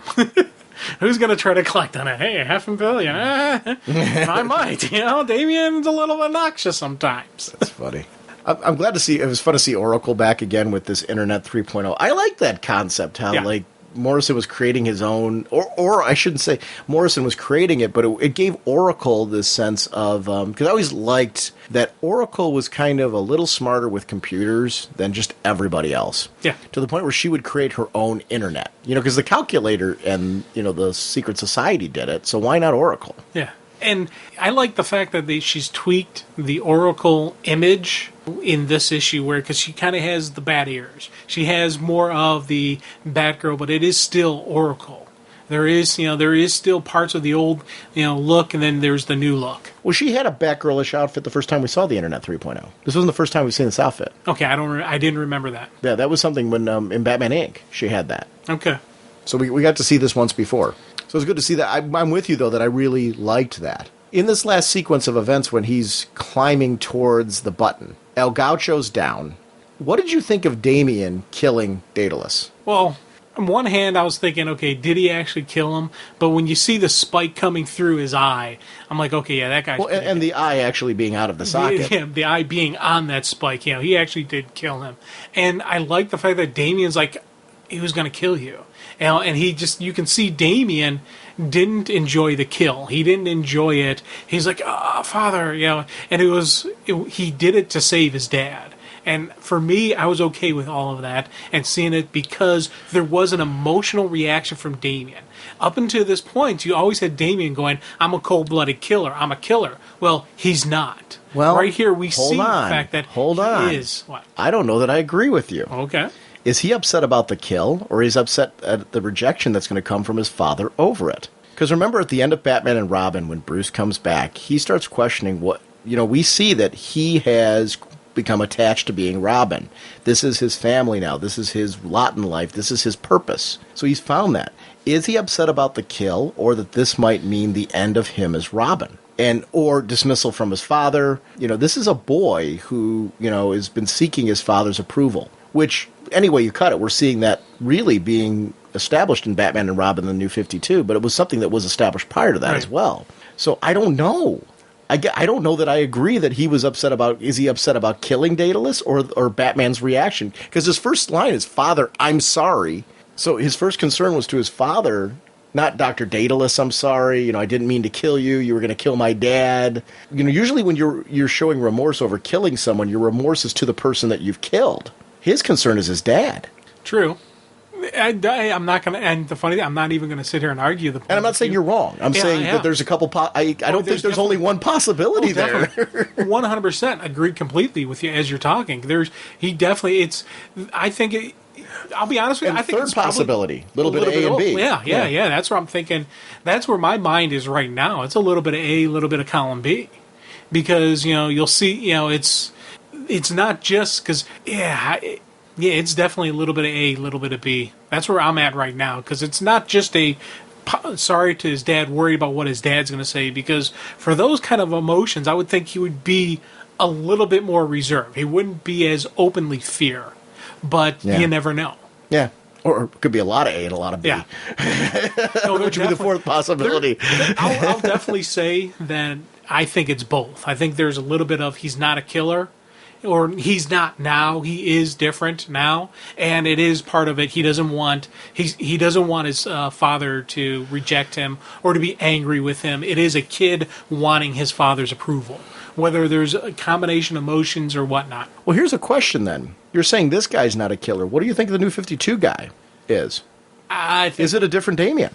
Oh, definitely. Because the one in Batman and Robin is still a killer. Yeah. So I don't know. So you're saying this one's evolved in a different way? Yeah. Well, this one I think has had more time with Dick Grayson, just because there's been more time in this universe than there has been in the other. Well, the same stories, I'm guessing, happened with Batman and Robin, because Dick Grayson was Batman. So I don't know. But he is younger in the New 52. Yeah. So I don't know. Yeah, I agree. I'm not arguing with you. I'm actually agreeing. I'm trying to reason it out, because I'm agreeing with you. There's a different tone to this guy than the other one. Not drastically. It's Damian. But the progression is a little bit different. And I like it. Now, it's never really over, is it, Matron? Now, is that Talia? Who is that? Robo is a circle after all, but I'll send flowers, of course. He hated flowers. Who is that? Or is that Batwoman? Who is that there? Who is that woman? I took it that she's talking to Matron, so she's talking to Talia. So who is that? I'm thinking that's the fake Batwoman. Oh no, that's the Scorpion. What's her name? I can't think of it now. Oh. The Scorpion assassin. Okay, thank you. Because that was one panel where I'm like, who is that lady? Yeah. And I multiple read-throughs, I couldn't figure it out. Okay, I agree with you on that one. Now, I love this sequence of events where I love that it was Tim who was helping Bruce, because this is a Tim who now has become like the true partner. Yeah. You know, where he's got the same deductive reasoning as Bruce does. We've seen him come through all this. He's got his own lists and things like that. He helps Bruce come to the conclusion with the clues. And I always liked on the old 60s show how Dick Grayson helped Batman reason out the riddles and stuff like that. So I like this relationship between Bruce and Tim, where he realizes here that it's Talia. Yeah. And we see confirmation it's definitely not Jezebel. Yeah, she kind of lost her head there. I love the bat phone. Yes. I want one of those. They actually sell them. You can buy a bat phone. Well, it's just a giant red phone. But no, I mean, it's the red phone with the button. Like, I mean, they actually sell like like the bat. Like that's bat phone. The bat phone. Like you have the bust. You have the Shakespeare bust as well. Yes, so I want the bat phone. Oh, okay. I don't know why I need it, but I do. It's like many different. And I will put A glass case over it so you can. Yes, yeah, to make it really inconvenient but look cool. Yeah. Only to me. Now, will it be even plugged in, or will it just be? Oh decorative? yeah. Okay. If it works, sure. Okay. Why not? Hey, just make it. As a matter of fact, I will insist that when I talk to people, hold on, I got to go upstairs and get the real phone. Have the bat phone. Or well, you know what? That's a funny thing. I wonder if I should put a caller ID by it and only answer it for certain people. Yeah. You know, like this will be my really special friends will be the ones that I will like be stuck to a phone that's plugged into the wall versus like a wireless Actually, phone. what you do is you give. You actually call the phone company, get a second line brought to your house, and the only phone on that second line is the bat phone. And you only give that to certain people? You only give that to certain people. That would be really cool. Like, do you rank to be on the bat phone? Yeah. Wow. That would almost be worth the monthly expense of having a second phone line. I'm sure Mariah would go with it. She'd be like, oh, sure, honey. No, because she's rational. But the funny part is, as you're talking that through, like, it sounds ridiculous to me. Yet it's going to happen. Yet well, no, I don't know. 2012. I don't know. I don't honestly know that it is, because then I'm like sitting here like, how many comics could like that extra phone line buy? There is a point where my comic book budget will override that kind of insanity, but it sounds cool. It sounds like a good idea. And I'm not saying you're wrong. I do want to clarify that because it really does sound cool. I don't know. I didn't see it was Talia. I'm really impressed that like when she's going through this whole storyline, laying the whole thing out, $500 million on Damian's head, everything that she's going to be doing to destroy, basically and take over the world. I don't know. This is a prologue. Yeah. To the miniseries. This is a big 2-issue giant prologue, which I think it was 2 issues worth of material. I'm thinking this was more than 2 issues. Yeah, but it was meaty issues. Yeah. I'm not counting the stuff in the back. Well, no, I'm not either. I'm thinking there's two separate stories. I think those were larger than a single regular issues. Yeah. Yeah. Especially now because the issue size has changed. You know what I mean? With the page count is different now. Right, yeah. So, man. And it was funny because when this did first come out, I was surprised because I remembered ordering this. I remember getting it. Oh, yeah. And then when it actually came, I was sitting there looking at it going, this thing is huge. What the heck's going on here? And I thought I'd ordered like a trade or something else. And I'm like, did I order the wrong thing? See, that was the first appearance of the Oracle. Yeah.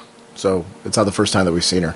I don't know. I really enjoyed Batman Inc. I thought that was just a very cool. This is why I called you up and I said, like, when we were talking about what we would do this week, I'm like, this one we really need to discuss because it's a very important issue. I had so many thoughts spinning out of it that I'm like, I thought this would be a really cool discussion point. Plus, it's kind of our last hurrah in the old universe. Yeah. At least for I don't know if there'll be other stories told in it, but I'm willing to bet there probably won't be, just because of, I think there would be an outcry within the fan base saying, hey, how come you're doing this? And you'd probably get there'd be a negative reaction with people saying, see, told you they'd go back to it. And I think there's more, they're getting away with it here because it's Grant Morrison, because of the story he's telling, because it really only fits in here, and this is a really good story that you're getting out of it. So I think this will probably be the only occurrence of it. I personally would love to see them, the Booster Gold stuff, the Justice League stuff, even, just going back to any of the other DC. Though? Yeah. What if it's another world in the 52? Yeah. There is that possibility. They could do that, but I don't think they will. Because that was how the whole JSA JLA crossovers began. Right. So I don't know. A lot of questions are going to be answered, I think, when we see the how the JSA comes about when James Robinson does it. Well, I think the JSA is going to be another world. That's going to be a different That's Earth. what I'm saying, though. But how do we know what Earth that is and what else is going on in that Earth? Yeah, I think they're going back to the original, or I don't know how original, but the previous story where the JSA was on a different Earth and they had that cross. But what I'm saying is, you know how that premise came about? It was actually the old continuity that had been changed with the Silver Age. Okay. So how do we know that the book Robinson's writing isn't the old continuity that had been changed with Flashpoint? Could be. What if they aren't going back to the original concept? That would freak me out, I think.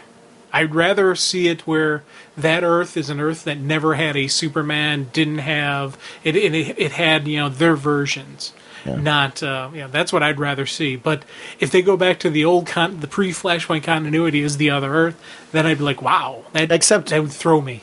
Except there is you that's sitting here saying you'd love to see more stories with those characters. I know. So now, they would give you an opportunity for that. They would definitely give me the opportunity, but then it would.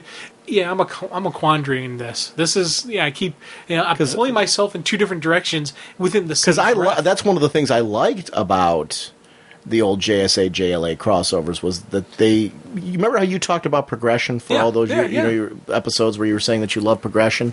Well, that was the way that they handled that progression. They had it continue on another Earth. Yeah. And you got to actually see where the characters went. So what if this winds up being that other Earth? I'm not saying that I'm sold that that's what's going to happen, but I wouldn't mind seeing that. And it's funny, on one hand, I sit there and I'll say, no, I don't want to see the previous pre-Flashpoint continuity being another Earth. Then I'm fully admit that if they gave that to me, I probably wouldn't complain too much about it because then there would be a chance to get these other stories that I want to see. So it's that pulling back and forth where I'm like, yes, I want this, no, I don't. Because when they first announced that the JSA was going to be another Earth, my first thought was it's going to be another Earth that didn't have. It's not the pre-Flashpoint continuity. It's its own separate entity that had a different backstory, so it doesn't have the current heroes of today. It has the long-running heroes. It has the that kind of vibe. And they never evolved. They never had the Superman. They didn't have the Batman, or if they did, he's a little different. That's how I was thinking it was going to be. Well, it depends on which version of the JSA you're talking about, right. Because the actual original concept of the JSA did have Superman and Batman. Yeah, see, I've never read or even knew. Because the original Earth 2 JSA did have Superman and Batman. Okay. Yeah, see, I was thinking it wouldn't have. They were the Golden Age ones. Yeah. I was thinking it wouldn't have the Superman or Batman in the JSA that they're going to be introducing. That's what I was thinking. Yeah. But I don't know. And it's one of those, I'm like, yeah. And one, I'm kind of easy when it comes to, give me a good story, I'll be happy. So there's always that going on. So as long as I get a cool story, I'll be happy with it. But I don't know. I think it's that Earth. Call. Remember the Earth they showed us in the New 52? Not in the New 52. I'm sorry, I should clarify that. When they laid out some of the 52, because they never laid out all the worlds, which is why I'm saying there is a possibility there is an Earth with our heroes on it. True. The ones from the pre-Flashpoint era. But I don't think that's what. And for the record, I really don't think that's what Robinson's series is going to be. My personal thinking is it's going to be that Earth that we were shown in the 52 when they were showing all those 52 Earths. They showed us a world that had the classic JSA on there. I'm guessing it's going to be that Earth. Probably. And Robinson's now going to be able to flesh that Earth out, and we're going to get to see what that really looks like. Probably. For the first time. Yeah. At least in... I don't think it's going to be the one that Kara went over to in JSA. I don't think. Remember? No. Yeah. Oh, yeah. I don't think it'll be that one either. No. So I don't know. I'm gonna be very curious to see what's going to happen with all that. It's funny, strange little tangent to get on, but I think it is due to the fact that we're dealing with a story right now that's set in a different world, or one that's been drastically changed. So Yeah. I don't know. Actually, wait. One thing that I want to say before we end this. Here's the question: if this story technically takes place in the pre-Flashpoint world, did this happen before Flashpoint then? Before Flashpoint? Yeah. Because when Flashpoint happened, that would mean that this wouldn't have happened if it happened after Flashpoint, right? Right. Yeah, so this is pre-Flashpoint event. Okay. Be a good boy, finish your homework, and be in bed by 9. And hey, please tell the big man I said hello. Our next discussion will be on Batman and Robin, issue number 4.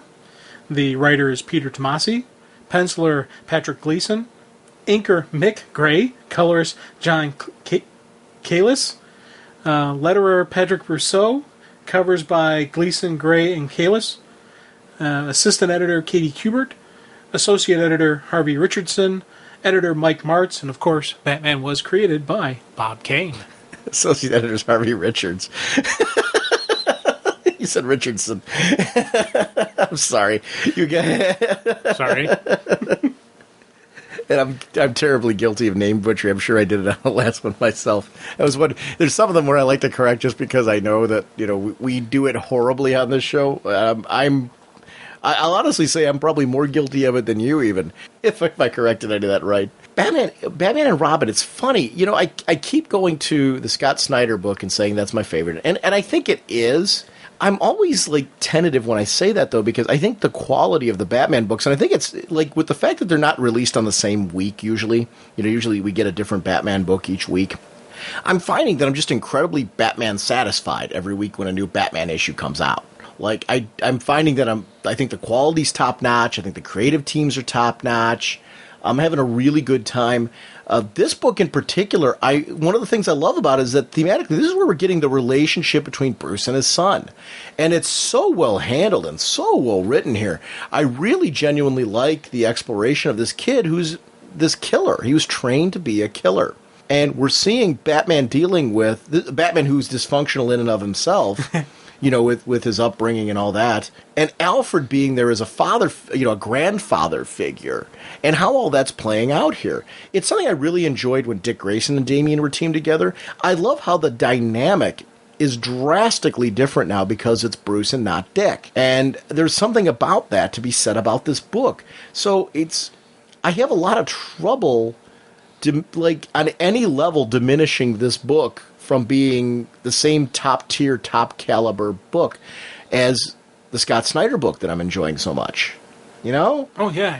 I don't know. I don't know if I could sit here and say, well, I would drop this book to make room for the Scott Snyder book, and I have trouble saying I would drop this book to make room for it's I don't. I mean, the other way around. I don't know if I could do that because these are two very important. As a Batman fan, I'm giddy when I read this book. It's really well written. This has been I guess I will say this book has some tear-jerking moments in it, where really emotionally at its core it grabs me. These are emotions, and they're emotions that a lot of times in the past in my Batman experience has been exclusive to moments with Jim Gordon and Bruce Wayne, where they really kind of get to the core, and Dick Grayson and Bruce Wayne, where they get to the core of their relationships and what they mean to each other, because you see them so rarely. In this case, though, it's Bruce and Damian. I really like this a lot. The art's terrific. It's a well-written story. Really, I don't know. What is your favorite? Do you have a favorite Batman book right now, or is it hard to make that statement? Actually, it's very easy for me. My favorite Batman book is the one that's in my hand. Yeah, that's what I'm saying, I guess. My loyalty and love of the title keeps rotating every time I'm reading something new. I'm like, this is it. Oh, this is great. And I quit trying to pick a favorite Bat title because I'm not being loyal. I'm just saying it's this. I can't tell you one over the other because each one has great moments in it. Each one has, like with Batman and Robin, I love Damian. I think he is just this absolute wonderful character. He is such a, it's that annoying little, so-and-so that you kind of want to see get smacked around. And then you have a moment where you see the kid who's trying to get his father's love, who's trying to get the approval, who's a little bit lost and a little bit confused in his world, who needs someone like Bruce, who needs this discipline, who needs this strong parental unit to help him guide through and become not so much jerk. And it's these great, you talk about emotional moments. There has been some great emotional moments that I have enjoyed through all of the Damian stuff, pre-Flashpoint and continuing on right now. I was so glad I didn't lose those cool moments, that they just changed it around a little bit. It's not, Damian and Dick. It's now Bruce and his son, and I love those moments. Does he still annoy you, Damian? Oh, at times. Because he doesn't me at all. Yeah. I love this character. I mean, I can see how he would be like. Maybe it's because I don't have to live with him. Yeah, and when I genuinely like him. Yeah, and when I say annoying, I am talking as if because I put myself as if I'm sitting right there in there, and I am a character inside Wayne Manor, inside the Batcave. I'm the other I'm the other butler. I'm Alfred's assistant that you don't see on page. That's how I am picturing myself. That's how I am looking at this and thinking about it. It's me as a reader. I don't read it going, oh, that's so annoying. No, it's me who is sitting there next to Alfred helping him chop the onions, saying, oh my God, I can't believe this kid. And it's a reaction I'm supposed to have to him. He's an extremely well-developed and well-written character. Yes. Because I feel he is so three-dimensional, so human. He's not just the kid who was raised to be a killer. Yeah. He's the kid who's had all these experiences now that have turned him into somebody who wants to be... He wants his father's approval. The same way he eventually wanted Dick Grayson's approval. Yeah. He does want to be part of a team. He does want that whole, what we all think and what we all kind of moments. There is the human side of Damian. It's actually there. It does exist. But he wants to be treated like an equal partner, too. Yeah. And to know that he has a worth and a value beyond just being this kid who is having an intervention done on him. Yeah. He is a partner. He is the Robin to Batman. He is actually Robin. He is the equal. He is the teammate. It's not just the kid. And I like seeing those moments where Damian wants that, and Damian needs that respect.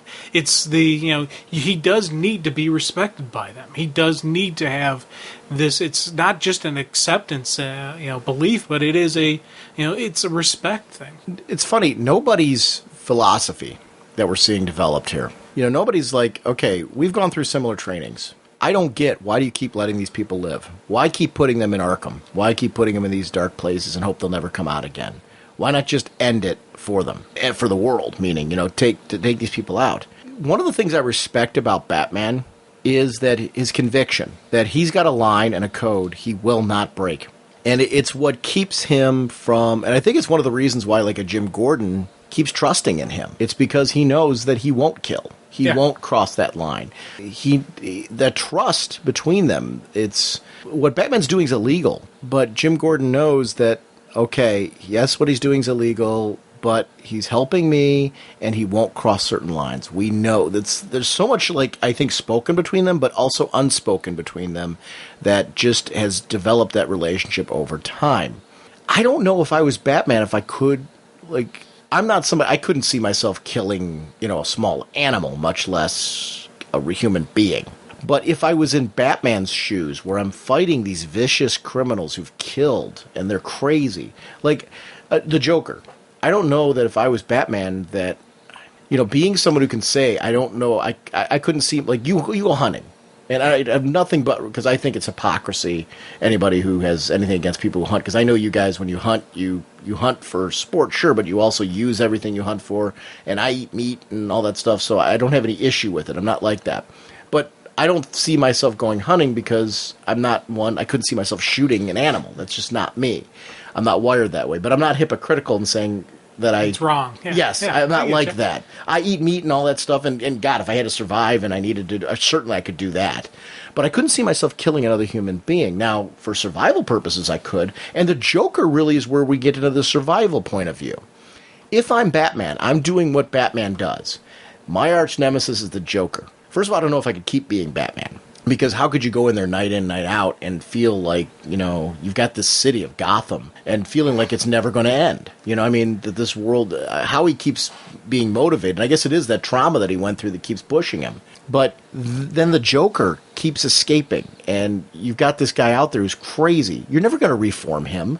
He's never going to be, remotely an active member of society that is going to do anything positive for society. So I guess, he's somebody, I definitely subscribe to the death penalty with the Joker. The argument of usage of lethal force. Right. The standard, gold standard out there, when is lethal force authorized? It's 3 situations. 1, if your life is in jeopardy, if the life of somebody else is in jeopardy, or if by letting that person go, someone's life is in jeopardy.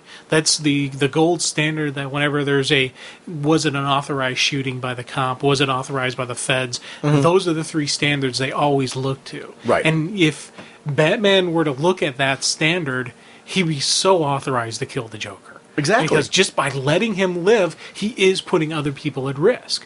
But he's not a cop. Right. He's not a Fed. He doesn't have the authorization. He doesn't have the the 00 license. He isn't licensed to kill. So there is that standard. It's why I disagree with nobody. Yeah, it's one of the cool things about Batman, and it's one of those things that I always if ever I get in an argument or discussion with somebody about should Batman kill, it's the thing I always go back to. It's the thing I always fall back onto, that Bruce recognizes that Bruce's mission is different. Now, when you had the Vigilante, when you have the Punisher, when Sure. you have these other characters, they're not Batman. They're not a member of the Bat family. They're not part of that crew.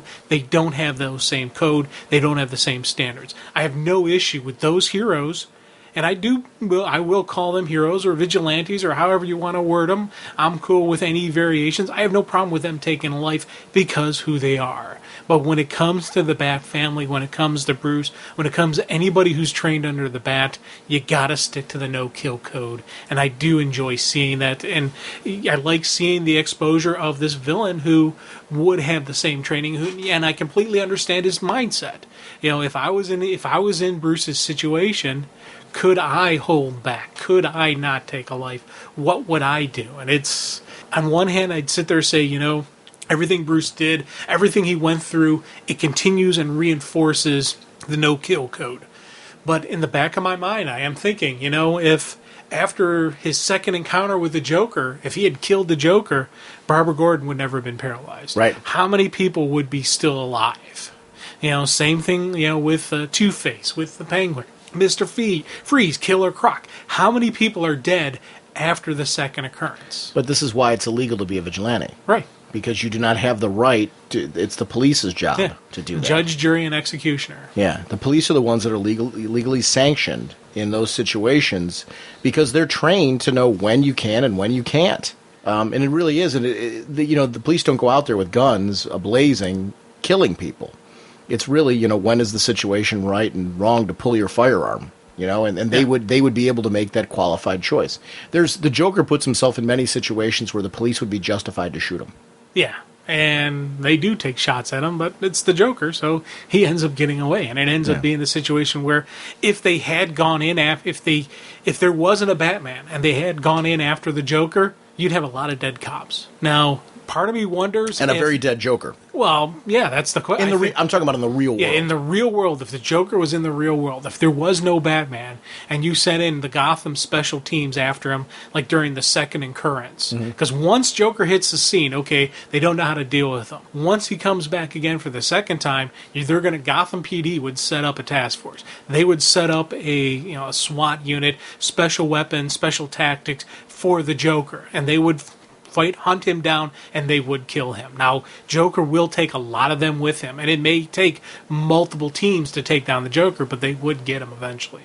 And that's kind of an interesting, just what would happen, what would it take, where would it go? And that's part of the reason why Bruce is doing saving lives by not killing the Joker. Bruce is, if the collateral damage you're looking at if the police went full force after the Joker. What else he would do? What would he do against the cops? Because the first thing he's going to do is he's going to go after innocent lives. He's going to go after civilians, while the cops are going after him to try to distract and divert the police attention. So there's going to be a high body count in taking down the Joker if there wasn't a Batman. So on one hand, you say by killing him, you'd save all these people, but by not, by going after for the kill, you would still kill a lot of people. There is a kind of a twisty, double-edged sword when you're dealing with stuff like this. Now I got to ask the real question. If it was a better car that he was sitting in, a working sound system, and a better movie, not one that's like humiliating you, do you think he would have waited till the end of the movie before calling in the Batwing? I don't know. See, on one hand, you sit there. Hold on. Because I'm a drive-in fan, is why I'm bringing this up. We've seen Bruce, enjoy a good movie with Damian and, the family. And well, that's what I'm saying. This could be a good father-son moment where you sit back, relax with your son. And he's not going to get up and walk in front of the movie because Damian's paralyzed right now. He's paralyzed and bound and strapped in. So there's no way he's going to block your view or even disrupt you watching it because he can barely talk. Right. So this is a great chance to have a good father-son bonding moment. Where really Dad's got full control of the situation. Yeah. Well, not really, but, I think bound right now, Bruce has more control of Damian than he's ever had. Yeah. He's really got his undivided attention. Hey, it's why I say duct tape makes the greatest babysitter. You just wrap a couple times around the kid and just put him in the corner and you're good to go. Is this why your babysitter business went bankrupt? This is why our close friends won't let me babysit. They're like, no, Jim, we'll just leave the kid in the garage. He'll be better off. I love the boot thing where we got to see that being pulled in. And I love that there was a delay from that. We got to see that signal going out, and it wasn't just instantaneous. There was some time that was progressing, and you got to see this situation where nobody really sitting here saying to with Damian there, and this psychologically is getting into Damian's head. This is a failure grooming him for, and this is a kid saying that when he originally came to Batman, he was saying that he was going to accomplish things that his father couldn't. That was his argument with Dick Grayson. Yeah. And I love that they're going to that with this villain and really psychologically playing with Damian's head. Which way do you think Damian's going to go with this? Is he feeling rejected enough by his father, feeling untrusted enough by his father that he would side with nobody? Or has Damian come far enough that Damian gets it, that Damian will infiltrate, that Damian will... Because what is going on here? I'm thinking Damian will try to infiltrate nobody. And it'll be one of those where he's going to make it look like, I agree with you, Bruce is wrong.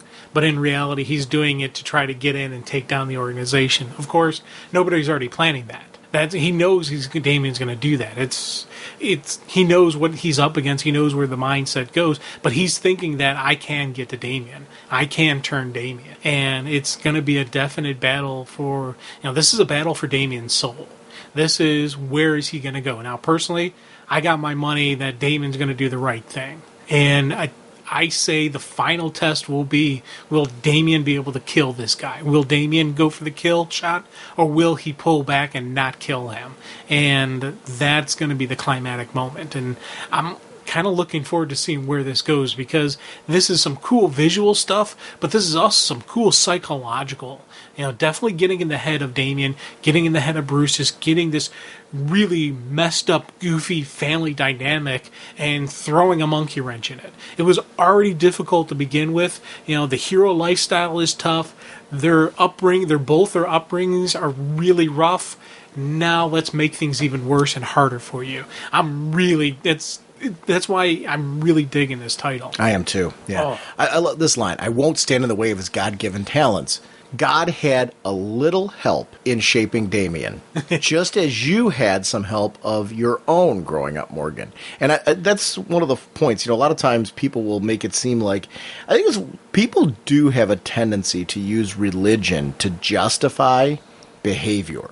And, I've never been a big believer in that God put us on this earth, or, any deity, however, whatever your religious faith is. I want to take like one single faith out of this.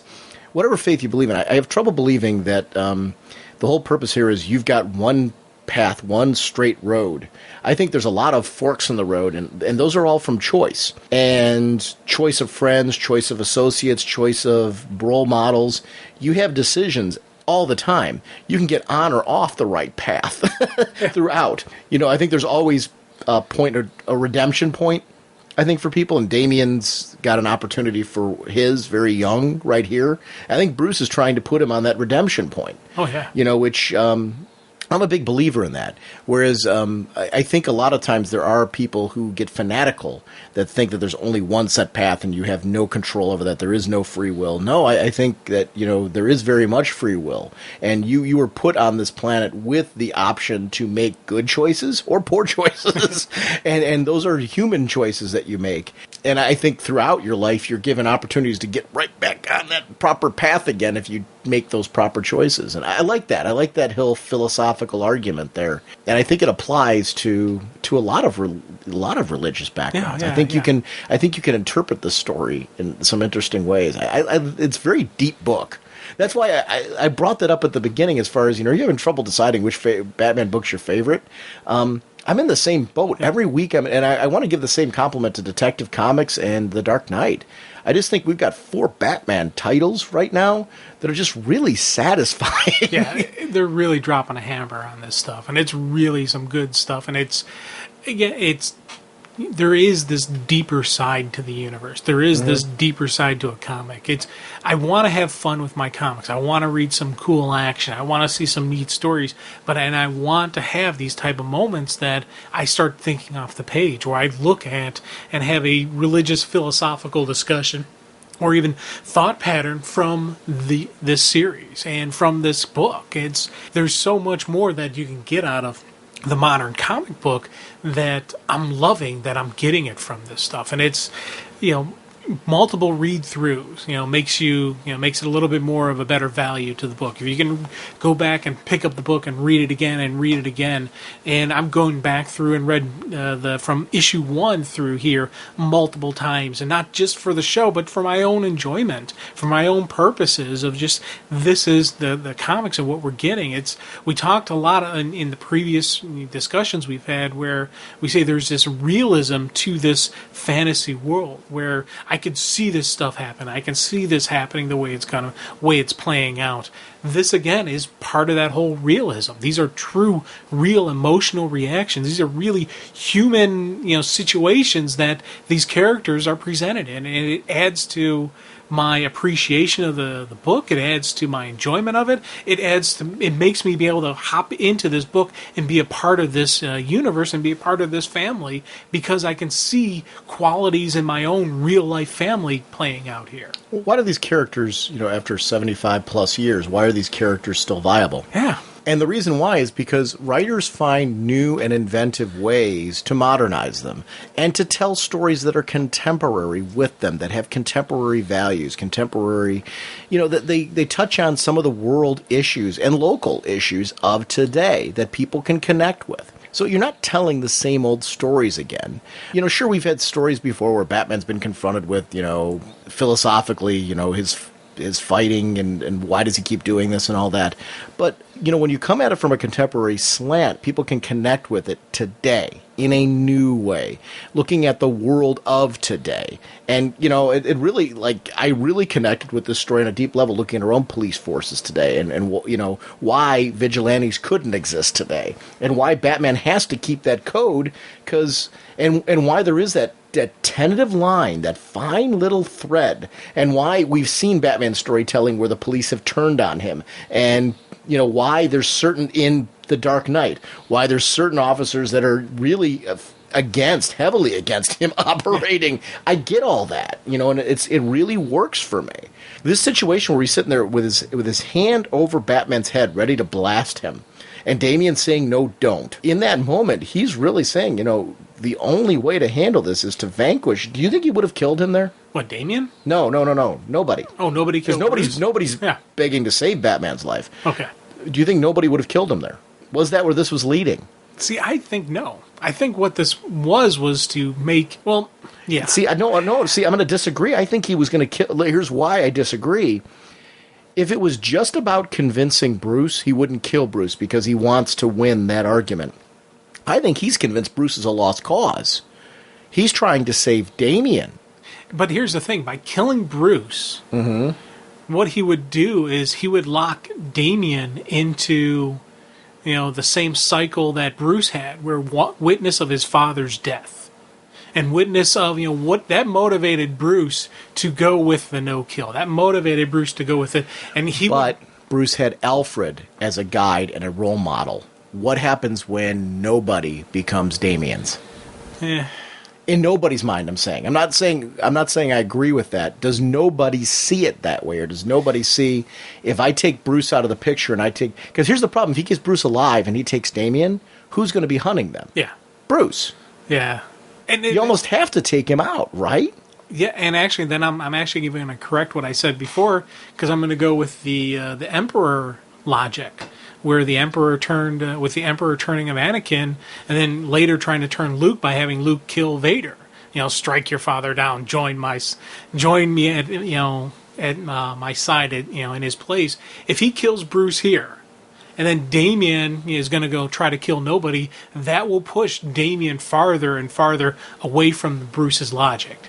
Maybe, and nobody will make him his apprentice. He'll make Damian a killer. And then once... I think the Star Wars analogy is brilliant there. I agree with you. And once Damian kills nobody, he'll be so locked into the kill concept that he can't go back to the Bruce way of life.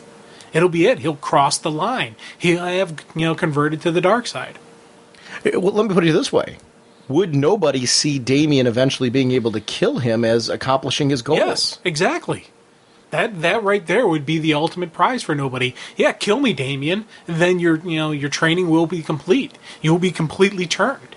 It's amazing. The Batwing was introduced in that 89 Batman film. Yeah.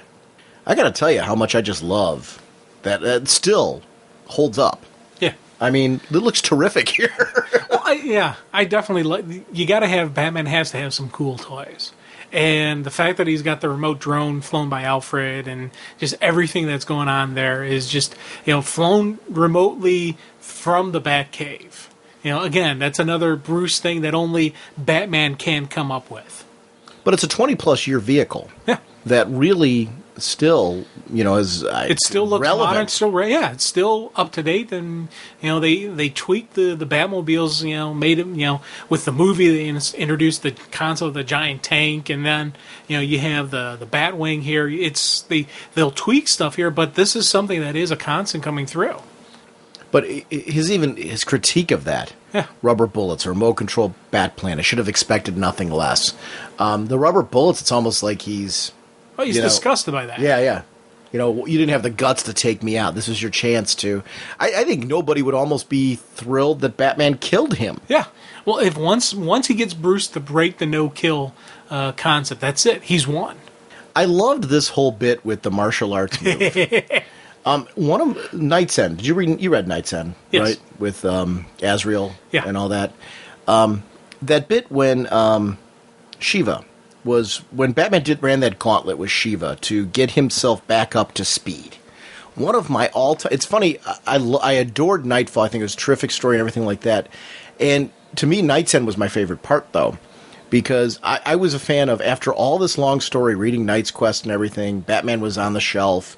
You got to see him in a very short period. He had to retrain himself, retrain his body, because he'd been on the shelf for so long. And I love that little attention to detail, that he wouldn't instantly, because he can walk again, be Batman again. He was pushed down by Azrael. He wasn't ready for the fight.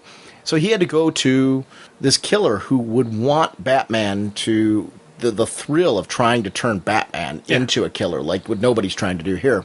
And Batman had this move where he had to use this martial arts move to kill a criminal, to convince Shiva. And it was one little move to the left, one little move to the right, and the guy would have been dead. Instead, he knocked the guy out. Yeah. Enough to convince Shiva that he'd actually killed. And not only to convince Shiva, but to convince Dick Grayson, and more importantly, and more heavily, was Tim Drake at the time. Yeah. It was all a lie, all that stuff, that whole debate and that argument there. I love this moment where, because it was funny how this sequence, I'm like, wow, I connected right in that moment with Knight's End. Batman knows these moves where If you do it a little bit the wrong way, a little bit the right way, it could be a killing move, a lethal move. And this leads this moment, why won't you teach me this? So if I'm in this situation with nobody again, I can undo this. And this is an issue of trust. And I get Damien here. I'm like sitting here, I can understand why Damien would be offended by this.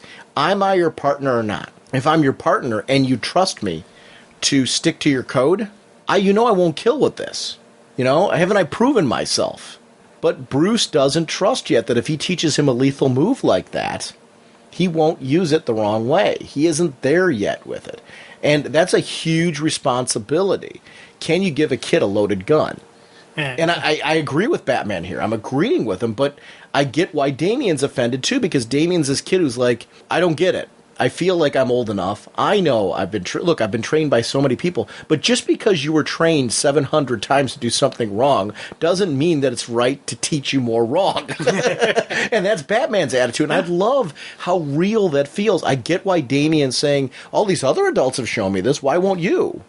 It's a tough concept, and it's a tough way to go with this. One of the things that I enjoyed, I'm completely agreeing with what you're saying about how I love it. Oh yeah, and I completely was in on Damien's side of this, and I'm like, yeah. And then I started thinking about it, and it's not even just about not trusting Damien. No, that he won't do it. It's also about I think Bruce is putting himself into the what if I teach this to Damien, and what if, he's up against nobody, and that's the only way he can stop nobody? What will that do to Damien? He's worried about Damien, the reaction that he's going to feel, what emotions, and just the scarring that it would do to Damien if he had to kill somebody. And also, I'm responsible now for that. If I put a gun in my house, my child gets a hold of it and shoots somebody, I'm responsible for that. So he's giving him, everything Damien's learned beforehand with killing moves, Bruce didn't teach him. Those were taught by other assassins. If he teaches him this, he's teaching him a killing move. Yeah. And he feels like this kid isn't, it's a tough line. I see Damien's side of it, very much so, but I totally agree with Bruce's decision. Yet I'm with you. There's that part of me that's like, I get why Damien's upset. I'd be upset. I would be upset too. Oh, God, yeah. Putting myself at Damien's age and being in that position, you can't help but see how this kid wouldn't feel slighted and wouldn't feel offended and wouldn't feel like he's approving himself. But yet I get Bruce's sides. That's one of the things I love about it is I firmly am in Bruce's camp. I agree that Bruce did the right thing. Yet there's that other part of me that yeah, I'm totally riding along with Damien on that. And that's a well-developed comic. Yeah. When there's not the right answer has a gray area to it where you're like, I get the other side of it so strongly. And I love that. It's like the nobody argument. I get that too. And that's, I like a villain where I'm like, I can get why he's got this philosophy. I don't agree with him. I think he's wrong. But yet I totally get where he's coming from. This is just such a well-developed, well-character-driven book. Oh, God, yeah. And it's one of the things that it kind of triggered with me, and this whole discussion even is triggering even more. In BG, I had a friend of mine who went through a rough patch, and they actually attempted suicide. And after everything, after treatment, and after that, his family still were kind of walking on eggshells around him, and that used to drive him nuts. And then the one day, understandable, he noticed that all of the steak knives in the household were hidden. There was the butter knife, but all of the actual steak knives were hidden. And obviously he knows why they were doing it. They were worried, they didn't want to have anything that he could use to hurt himself with. And it just, it was a combination of where he was just completely furious over the fact that they would do that, and then on the, there was kind of a logical side where he's like, okay, yeah, they're doing it because they're worried about me, but don't they know I'm okay? Don't they know I'm better? I'm not going to do that again. And it's, that kind of duality, that kind of emotional outpouring and outcry that I see in Damien in these things that I still remember, when I was talking to him and just, we're just sitting there going through it. That it was a very extreme emotional experience that I went through, and I don't want to say I'm comparing, it's just like this, but I see the same type of emotional outcry. I see this kind of stuff, and it's there's the trust issue, just the everything there. Well, and does the lack of trust by the family, and I get the family side of it. Yeah. I get what you're saying. I get why the family is doing what they're doing, but realistically, if he wanted to hurt himself again, very easily, it's very easy to find clever ways to do that. Unfortunately. So they're almost doing more harm by not trusting him. Yet I get their side of it, and I can emotionally like if I had somebody in my family who did that, I'd probably handle it the same way the family did. I get that, but yet on the other hand, I see what emotional harm that's doing the son by having all these things removed. It's a constant reminder. At what point in time of your failures? It's right? A constant reminder of where and not an acknowledgement of the work that he's put in to. Move past that and to try and, build himself a new life and to do, which, it's a double-edged sword. I see his side of it too and how wrong that would be. Yeah. And yet I don't know if I wouldn't make the same mistake that his family did in that end. I don't know, because you can't really say unless you're in that situation, but there is an interesting comparison to this in your story there, where it's the same type of double-edged sword where you see both sides of it. I think great comics, you can connect it with. You have realistic, reminders of life in there. I think we'd be remiss if we didn't mention just the terrific artwork. Like in this explosion sequence where needs some cover, and this sequence, like with Batman, and I love the way the cape is flowing around him. I've always loved when he does the thing with the glove, where his glove's in the cape wrapping it around him because, there's some kind of flame protectant or something like that in it, which I've always felt. But I also love in the background the way Damian's cape flows behind him as he's swinging away, just that pose, that pattern. I love the functional treads on the boot. Yeah. I'm seeing that detail more and more in the new DC, where we're seeing a lot of boots that are like Mr. Terrific had on the cover, that J.G. Jones cover. I really liked the functional treads. I'm seeing just that happen more and more with the redesigns of a lot of these costumes. There's some functional footwear. Gauntlets that have padding and the knuckles and stuff like protections for the hand that they wouldn't actually need. If you're sitting there beating on somebody, you need hand protection. You need something like that. I like that stuff a lot. Yeah. It's funny how these little details are something that I'm just finding myself appreciating in the artwork. The shoelaces, even the shoelaces, you see the shoelaces kind of flowing like they somehow came untied or something like that partway through. I don't know, there were just little things that I really dug and enjoyed in all this. Just seeing those. See, I don't like the shoelaces. You don't? No. I'm anti-shoelaces. I heard that about you. You just want them to be slip-ons? Yeah. Or Velcro? Velcro is nice. Maybe a little locking clasp. Kind of like to me, Velcro boots. is way too, lame. Well, maybe like the ski boots, that locking kind of, you know what I'm talking about? I do. I think that'd be kind of neat, the ski boot. Then you got to see those big style. locks. But it fits. It's functional then. Yeah, I guess so. I don't know if I like the ski boots thing. But I loved seeing the analysis from the Batwing. Yeah. Of the whole, and seeing nobody's, the flame silhouette around. Yeah, knowing that his costume would. It's funny, for as much as he was ripping on Batman's gadget, that costume is a pretty neat gadget. Yes. Yeah, and it's a necessary thing that he needs to. It's kind of an edge, but it's an equaling the playing field. I like the size difference, the proportions of Patrick Gleason's artwork from Alfred to Bruce to Damian. Yeah. 3 very different body types. Damian, especially now that we know that he's younger in the New 52. Bruce, to me, this is a guy who his whole life has done nothing but hone his body. He should look like a monster physically, very broad shoulders.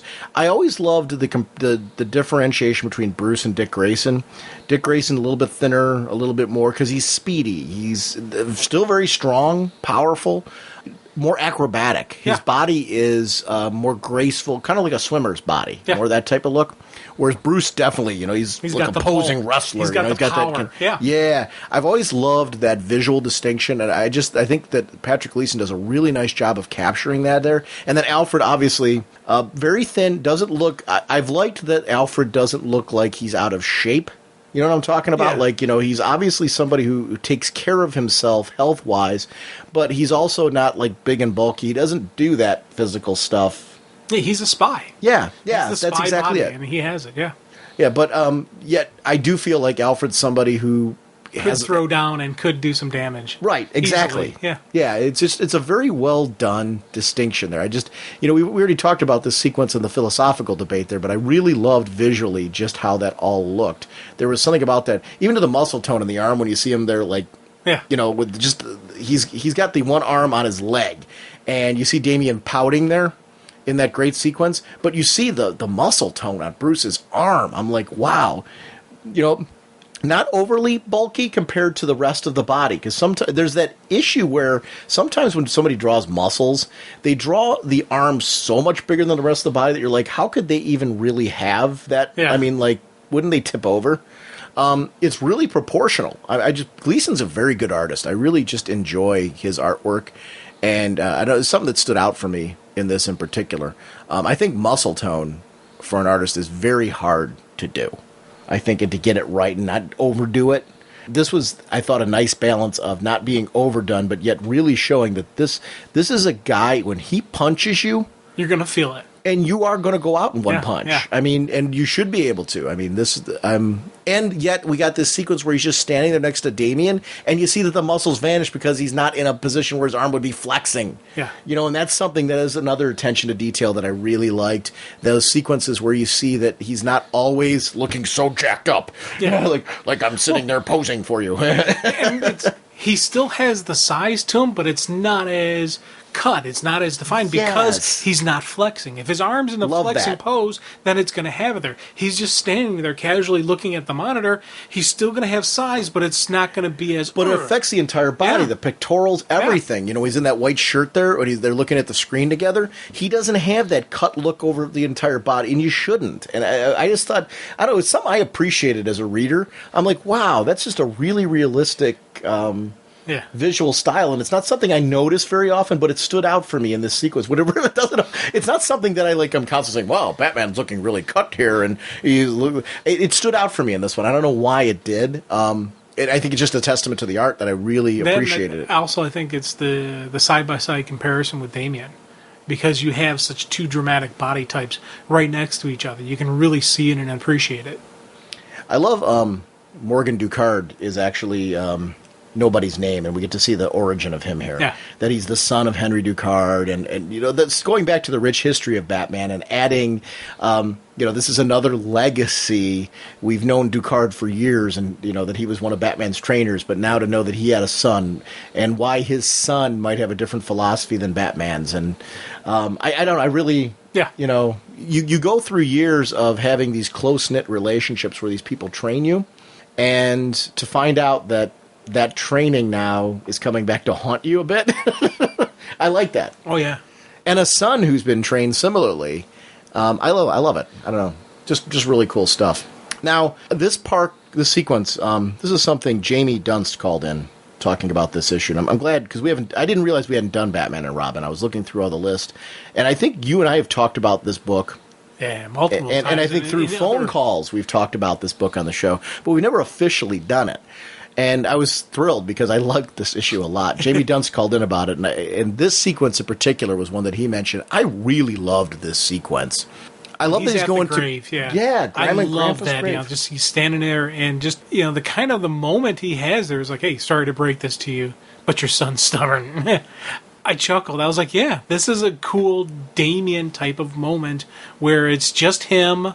It's just him at the grave. He's not trying to impress the dead. He's just being himself. And he doesn't know exactly who he is or what's going on with his life. He's still trying to figure it out. And having him go to, Thomas and Martha's grave to figure this out was, it was a moment that, again, it was a nice emotional tie and a nice emotional connection to him. It was you got to see a human side of Damien. He doesn't just want to learn the death touch so he could kill people. He wants to learn it because it's about respect. It's about trust. It's about, being more. I think this sequence shows why Batman's right. Because Damien's talking about it's never completely dark for you. But that means for him it is. Mm-hmm. It's something that he's in awe of. He's faced with complete darkness. I think he's trying to find a way past that, but he doesn't know how. I mean, he kills this thing effortlessly. He's admiring it, but See, I couldn't imagine, like, taking a creature, admiring it, and then killing it. You know what I mean? I'm not going to pretend I haven't killed bugs. I kill, I do it all the time. So I'm not going to, pretend I don't. But I wouldn't sit there and hold it in my hand, admire it, and then smush it. I couldn't do that. Once you have that connection, I couldn't do that. I can't imagine you, like, when you're hunting, you don't sit there and go, that is look at that. Oh, it's a family of deer. I look at how cute they are and how cuddly. Boom. I just can't. I mean, can you do that? Is that like a... Well, I could go with the funny bit. Name it. You don't name it, like... I could go with the funny bit and say, yes, I do that, but in reality, I have an honest-to-God true story. Okay. I was sitting, in one of the years when I was hunting, I was sitting there and I'm in position. Now, hunting is 90% sitting there in the cold weather waiting for one shot. You're only going to get one shot. So when you get that shot, you better take it. Okay. So I was sitting there and I'm, in position. I've been sitting for a while. I'm getting cold. I'm getting numb. And I kind of, I hear the rustling and I see this deer come out and I'm like, yes, I've gotten a deer. And I'm sitting there just waiting. And then right after, this female deer comes walking out, because personally, I'm not one of those guys, I must get the buck. No, if it's brown, it's down. It's all meat. I don't eat antlers, so for me, it didn't matter. Right. But following this mama deer was a little baby deer. There was a younger deer, and I'm sitting there looking, and and I could be a funny story where I go, which one do I go for? No, I had the shotgun up, I had it lined on the mom. I could have dropped the mom, and I had to put the gun down. I couldn't take the shot, even though I probably should have, because I didn't see another deer that whole season, but I just couldn't take the shot. Right. I couldn't take the shot on that mom, and Well, and here's the difference, though. You were, and I want to clarify. One of the things I respect, I know when you guys go hunting, you actually use everything that you hunt with. I mean, that if you kill a deer, you actually eat the deer. You do all this, which I respect that. Versus putting it down, leaving the dead body there, and going. Yeah, I don't hunt for fun. Right. I hunt for food. Right.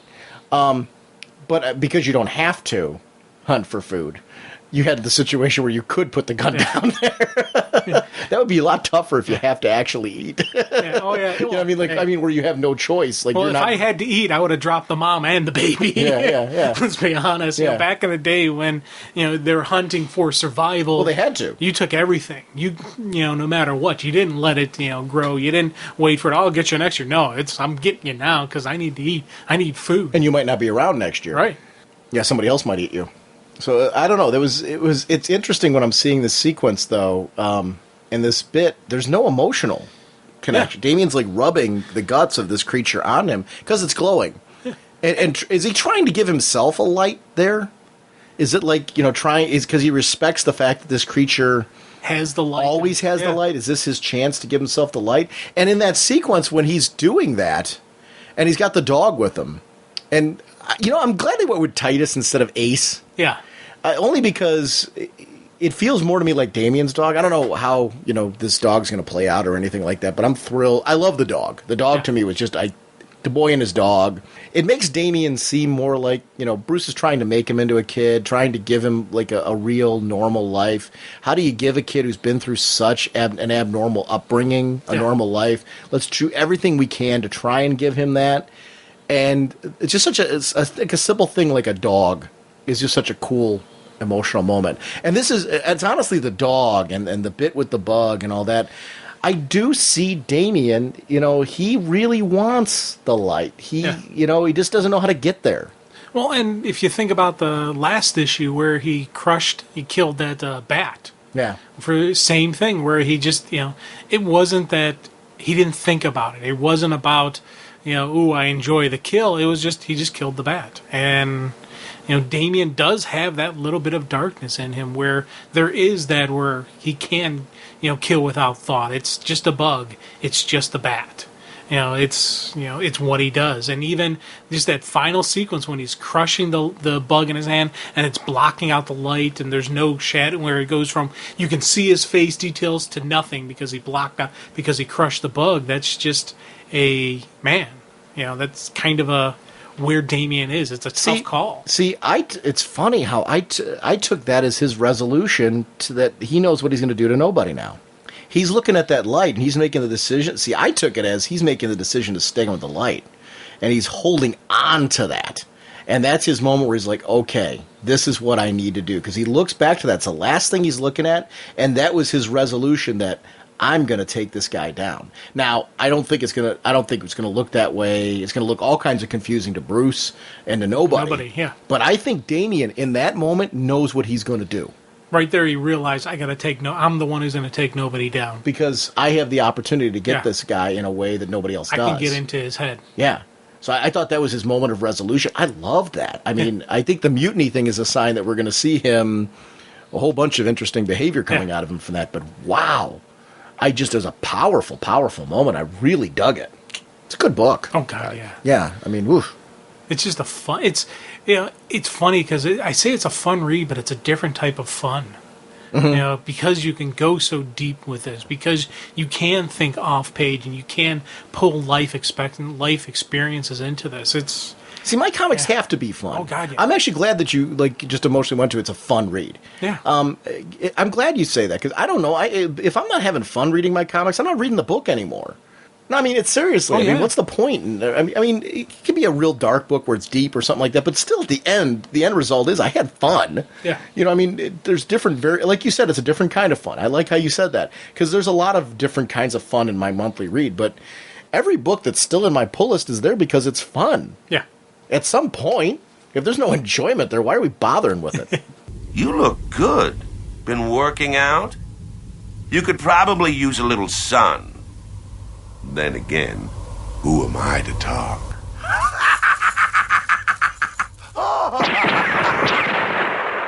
Once again, sponsoring our episode is DCBService.com and InStockTrades.com. As I mentioned at the beginning of the episode, make sure to check out DCBService.com for the amazing pre-orders deals coming. That should be any day now. Actually, as you're listening to this episode, they should be getting ready to change that over. I know that might be delayed a little bit with the holiday and everything, but I'm a big fan of the beginning of the month to see what kind of great deals I'm going to be getting. And it helps me make my strategic decisions on what books I'm ordering. Because when I do my pre-ordering, a lot of times I like to order trades and hardcovers and things like that and save that amazing discount money on them. So this is a good opportunity to do that from DCBService.com. Remember, your Comixology digital orders give you an extra 5% off, so make sure to be doing that through DCBService.com. It's a great way to support them and also to get another discount for yourself. And it doesn't cost you any more to buy Comixology through them. It's a portal. So you're really using your Comixology account and purchasing the books for the same exact price, no matter what Comixology is doing. As far as a lot of times they do these 99-cent sales and stuff like that. And if you're taking advantage of those, make sure to do it through the DCB Service portal. It's a great way to support someone that not only supports us, DCB Service supports a lot of podcasters. So make sure to click on the link and check them out and get them some credit for that. Over at InStockTrades.com, DC Comics presents Batman Urban Legends #1, $7.99 regularly, 40% off only $4.79, and that Fable Super Team trade paperback, Volume 16, 40% off, only $8.99. If you're not reading Fables, they have the entire run there, so it's a great opportunity to get those trade paperbacks at an amazing discount. If you've been reading Fables and maybe haven't picked up the Super Team trade, another great way to get it at a 40% off discount. So be sure to go over to InStockTrades.com. It's a great way to load up on some trades and hardcovers and collected editions and things that you might have missed right through that amazing website. So I want to thank them for the crazy discounts that they provide and for just making this hobby fun. I want to remind everyone about our show voicemail line. It's 1-440-388-4434 or Dr. Norge on Skype. And if you have anything you want to talk about in 2012, please make sure to call into the show. In our next episode, Jim, we're going to talk for sure about Resurrection Man #4, because we haven't gotten to that book yet, Suicide Squad #4, and we don't know what else yet. We're going to talk about a couple more books. We'll figure it out. Yeah, but we're going to continue our exploration of the New 52 until we get to all of them. And then remember, this month we are going to do our New 52 in one line only, which I'm sure will lead to, like you said, some reactions from each other on like, wait, that's what you came up with? But we're going to try to get through all 52 books. It'll be our year-end wrap. Let's do that mid-January, let's say. So, and if you guys want to add anything to that episode, please feel free to email, call in, things like that. So, I don't know, kind of fun. I'm looking forward to that one. Yes, yeah. kind of our year-end wrap-up I'm still episode. working through my list of stuff right now. It's very hard. Yes. There's a couple titles that actually, what I wanted to say, one sentence, was very boom. Okay. And then, I'm having others, though. I'm like, I'm writing these massive run-on sentences. I'm taking a big doing the, so I can get a full, full lungs of air, so I can talk very lengthy and long. And I'm like, okay, you gotta condense this. You gotta focus. You gotta, pull it in and actually create. Boom! This is it. So I'm trying to keep within the spirit of the style. I'm trying to make sure I don't repeat myself. Yeah. Are you having that problem? On a couple of the stuff, yes. When I start condensing it down from this lengthy diatribe, then it ends up being the same, and I'm like, I'm doing that. I said that before. That's exactly the problem I'm running into. It's the condensing. It's making it harder to be unique, which is good because it's forcing me to be creative on this. I knew this was going to be an interesting endeavor. Yeah, and thank God for thesauruses. Exactly. Sure. All right, we will see everyone next week. Bye.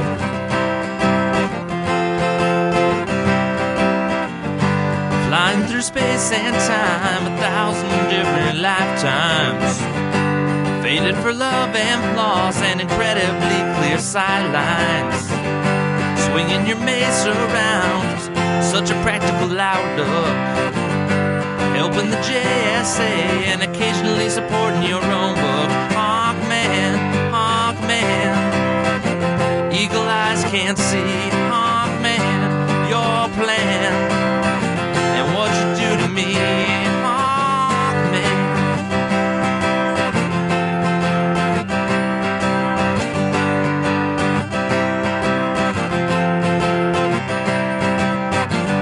The villains are closing in, be they then in guard or Egyptian. Working so hard to thwart you and Hawkgirl's mission. The odds are not on your side, and danger seems to stack up.